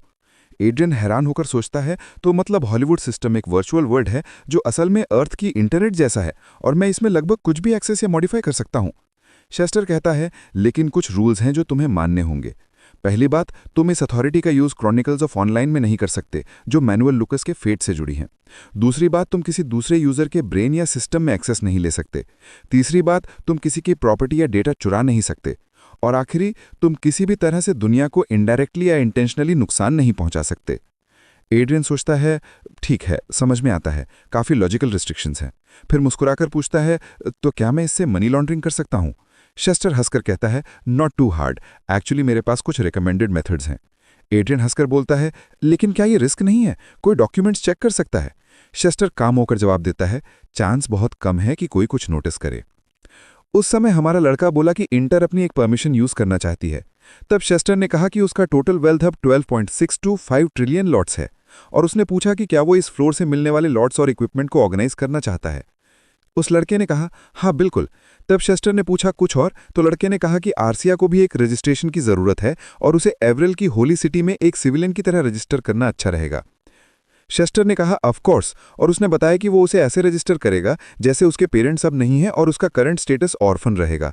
जब एड्रियन ने पूछा कि क्या वो उसे एडमिनिस्ट्रेटर अथॉरिटी के यूज में हेल्प करेगा, तो शेस्टर ने कहा, हाँ, लेकिन बताओ तुम इतना सब कुछ क्यों कर रहे हो उन लोगों के लिए जिन्हें तुम जानते भी नहीं हो। शेस्टर ने काम होकर जवाब दिया कि ये उसकी वे है अपने पुराने वर्ल्ड के लिए प्यार और रिस्पेक्ट दिखाने की। वो चाहता है कि उसके सक्सेसर की लाइफ उतनी कठिन ना हो जितनी उसकी थी। ये सुनकर एड्रियन थोड़ा कंफ्यूज हुआ, क्योंकि ये बातें किसी लेजेंडरी मेज जैसी नहीं लग रही थी। उसने सोचा कि अगर ये वर्ल्ड, ये वर्चुअल सिस्टम और उसकी खुद की अर्थ से कनेक्शन ना होता तो उसकी लाइफ मीनिंगलेस होती। वो अपने नीज पर बैठ गया और बोला, थैंक यू मास्टर। लेकिन शेस्टर मुस्कुराते हुए बोला, मैं मैनुअल लूकस नहीं हूं। फिर भी उसने एड्रियन के चेहरे पर एक हल्की सी स्माइल देखी और समझ गया कि उसके अंदर मैनुअल की यादें अब भी मौजूद हैं। इसके बाद एड्रियन को 50 ट्रिलियन लॉर्ड्स और एक स्काई फोर्ट्रेस ऑफ इकरस मिली और उसका 7th सर्कल भी अनलॉक हुआ। अब सीन शिफ्ट होता है आज ड्यूची ऑफ निचिन में, जहां x captain of the night order Perseus पूछता है, कौन है ये एरियन। नाइट बिलान कहता है कि यंग मास्टर एरियन आप टेरिटरी संभालने के लिए तैयार है और वो पहले से भी ज्यादा पावरफुल बनेगा। पर्सियस थोड़ा इरिटेटेड होकर कहता है कि उसे बुलाया गया था किसी लॉर्ड के बारे में बात करने, लेकिन वो यहाँ किसी इमेच्योर चाइल्ड के बारे में सुनने नहीं आया था। बिलान कहता है कि एड्रियन कोई ऑर्डिनरी लड़का नहीं बल्कि एक प्रोडिजी है। पर्सियस कहता है कि उसने सुना है कि एड्रियन ने युद्ध में अच्छा प्रदर्शन किया था, लेकिन क्या वो सच में इतना स्ट्रांग है। बिलान हल्का सा हंसता है, जिससे पर्सियस हैरान हो जाता है। बिलान कहता है कि वो उसका मजाक नहीं उड़ा रहा, बस उसे याद आया कि वो भी कभी इसी पोजीशन में था। फिर वो बोलता है कि एड्रियन के अंदर ऐसी शक्ति है जो किसी ने नहीं देखी और वो खुद उसकी कैपेबिलिटीज विटनेस कर चुका है। He is the greatest genius of this era. Perseus सोच में पड़ गया, क्योंकि उसे ये सब सुनकर एड्रियन के बारे में क्यूरियोसिटी होने लगी। उसे बताया गया था कि बचपन में एड्रियन ने अपने असली पावर को छुपाया था ताकि वो सर्वाइव कर सके, और अब जब वो तैयार है तो उसकी बुद्धिमत्ता और शक्ति अनमैच्ड है। तब पर्सियस ने पूछा, अब तुम चाहते क्या हो। बिलान ने कहा कि हमें अपने कॉन्टैक्ट्स का यूज करके वेसल्स को कन्विंस करना होगा ताकि वो एड्रियन का सपोर्ट करें। पर्सियस बोला कि ये थोड़ा कॉम्प्लिकेटेड है लेकिन इंटरेस्टिंग भी है। बिलान बोला, I am glad you agree. लेकिन पर्सियस ने जवाब दिया, मैंने अभी कुछ डिसाइड नहीं किया है, पहले मुझे उसे मिलना होगा। बिलान ने कहा कि यंग मास्टर एड्रियन उनसे जल्द मिलने वाला है और वो उसे इस मीटिंग के बारे में बताएगा। लेकिन तभी जब वो एड्रियन से कांटेक्ट करने की कोशिश कर रहे थे, एड्रियन ने कॉल डिस्कनेक्ट कर दी। दोनों शॉक्ड रह गए, लेकिन तभी उन्हें अपने पीछे एक पावरफुल मैना महसूस हुई, कम से कम 7th सर्कल की। और तभी एड्रियन और आर्सिया उनके सामने प्रकट हुए। एड्रियन बोला, जजिंग बाय योर एक्सप्रेशन, लगता है तुम्हें पता नहीं था कि तुम घिरे हुए हो। दोनों हैरान रह गए। आर्सिया ने तुरंत एक्शन लिया और सभी अटैकर्स को एलिमिनेट कर दिया। 5 असैसिन्स किल्ड, उसने कामली कहा। एड्रियन बोला, लगता है मैंने ज्यादा एक्सपेक्टेशंस रखी। मैंने सुना था कि तुम दोनों कॉन्टिनेंट के सबसे पावरफुल हो, लेकिन तुमने खुद को घिरने दिया। पर्सियस और बिलान दोनों शॉक थे, वो नहीं समझ पा रहे थे कि ये लड़का कौन है। बिलान ने पूछा, क्या हुआ। एड्रियन ने कहा, मैंने 13 साल इस मंथ के लिए तैयारी की है। तुमने सच में सोचा था कि मैं अनप्रिपेयर्ड रहूंगा। ये सुनकर दोनों स्टंड रह गए। एड्रियन ने फिंगर स्नैप की और रिपेयर मैजिक का यूज किया। पूरे घर की टूट फूट, खून के निशान और बॉडीज गायब हो गई। बिलान बोला, इनक्रेडिबल। लेकिन एड्रियन कामली बोला, इस पर ज्यादा मत सोचो, अब असली बात करते हैं। उस समय एड्रियन ने एक और जादू एक्टिवेट किया, जिससे दोनों शॉक्ड रह गए। उन्होंने सोचा, तो यह 7th सर्कल की मैजिक टेलीपोर्ट है। इसी बीच कहा गया कि लुआस किंगडम में हे अलायंस नाम की एक नेशन है, जो 4 एम्पायर्स के बाद सबसे ज्यादा पावरफुल मेजेस रखने के लिए जानी जाती है। लेकिन अगर आप किसी से पूछें कि उनमें सबसे फेमस कौन है, तो हर कोई एक ही नाम लेगा, ड्यूक केन रिवरडेल, एक महान मेज और ब्रिलियंट टीचर जिसने 6 7 सर्कल मेजेस को ट्रेन किया। लोग हमेशा कहते हैं इतिहास का सबसे बड़ा मेज है आर्च ड्यूक लूकस, लेकिन सबसे बड़ा टीचर है ड्यूक केन रिवरडेल। पर्सियस ने पूछा, क्या यह सच है? क्या तुम सच में ड्यूक रिवरडेल के डिसाइपल हो? एड्रियन ने जवाब दिया, हाँ, लेकिन वो कुछ साल पहले मर गए। उन्होंने ही मुझे सब कुछ सिखाया जो मैं आज जानता हूं, और मैंने सब कुछ आसानी से सीख लिया। पर्सियस सोच में पड़ गया, लेकिन उसने ये सब सीखा कब? वो तो ज्यादातर वक्त गेम्स खेलता था। एड्रियन ने बीच में कहा, हाँ वही, उसने मुझे वर्चुअल वर्ल्ड में सिखाया जहां कोई रिस्ट्रिक्शन नहीं थी। पर्सियस को लगा कि ये क्लियरली झूठ है, लेकिन ये भी सही था कि कोई बिलीव नहीं करेगा कि एक लड़का जो स्काई से गिरा हुआ लगता है, उसकी उम्र बस 20 साल है। इसलिए अगर वो खुद को ड्यूक रिवरडेल का डिसाइपल बताए तो किसी को डाउट नहीं होगा। पर्सियस बोला, वो आदमी सच में एक्सेंट्रिक था। एड्रियन ने दोनों को सरप्राइज कर दिया। उसने फेक प्रूफ तैयार किए थे जो दिखाते थे कि वो सच में ड्यूक रिवरडेल का सीक्रेट डिसाइपल था। ये सब उसने एडमिनिस्ट्रेटर चेस्टर के हेल्प से कराया था, ताकि उसके पास प्रॉपर एलिबाई हो।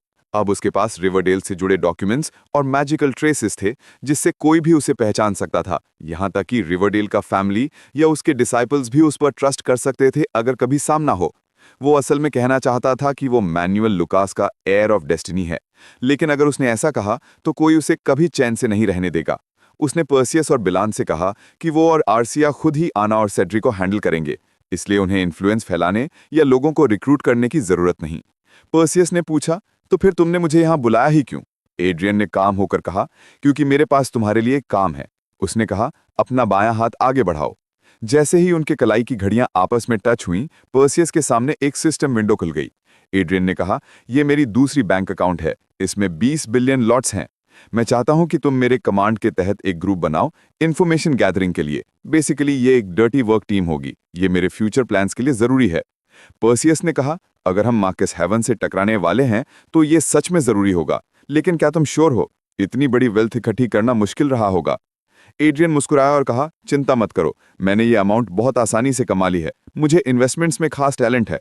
वो सोचने लगा कि अगर पर्सियस को पता चले कि उसके पास इस अमाउंट से 3000 गुना ज्यादा पैसा है तो शायद वो शौक से गिर पड़ेगा। फिर एड्रियन ने उसका हाथ पकड़कर कहा, मैं सेड्रिक को उसकी इनहेरिटेंस से हटा दूंगा और इस नेशन में ऐसा पावर हासिल करूंगा जिसे कोई डिसरिस्पेक्ट नहीं कर सकेगा। क्या तुम मेरे साथ हो? पर्सियस ने तुरंत घुटनों पर झुककर कहा, you have my loyalty my lord. अब सीन बदलता है। एड्रियन के घर में उसकी स्टेप मदर गुस्से में कहती है, 5 एक्सपर्ट असैसिन्स बिना कोई निशान छोड़े गायब हो गए हैं। बटलर बोला, जी मैडम। वो बोली, तुमने कहा था कि वो किसी को भी मार सकते हैं, चाहे वो ऑरा मास्टर हो या ग्रेट मेज। बटलर ने सिर झुकाकर कहा, जी मैडम। तो फिर वो काम क्यों नहीं कर पाए? उसने गुस्से में अपनी वाइन ग्लास उसके सिर पर फेंकी और चिल्लाई, तो फिर वो काम क्यों नहीं कर पाए? थोड़ा शांत होने के बाद उसने पूछा, पर्सियस और बिलान कहाँ हैं? बटलर बोला, सर बिलान अपनी यूनिट में लौट गए हैं, लेकिन पर्सियस पूरी तरह से गायब है। वो बोली, इसका मतलब है कि वो जिंदा हैं, और अगर बिलान ने रिपोर्ट नहीं दी तो इसका मतलब दोनों कुछ बड़ा प्लान कर रहे हैं।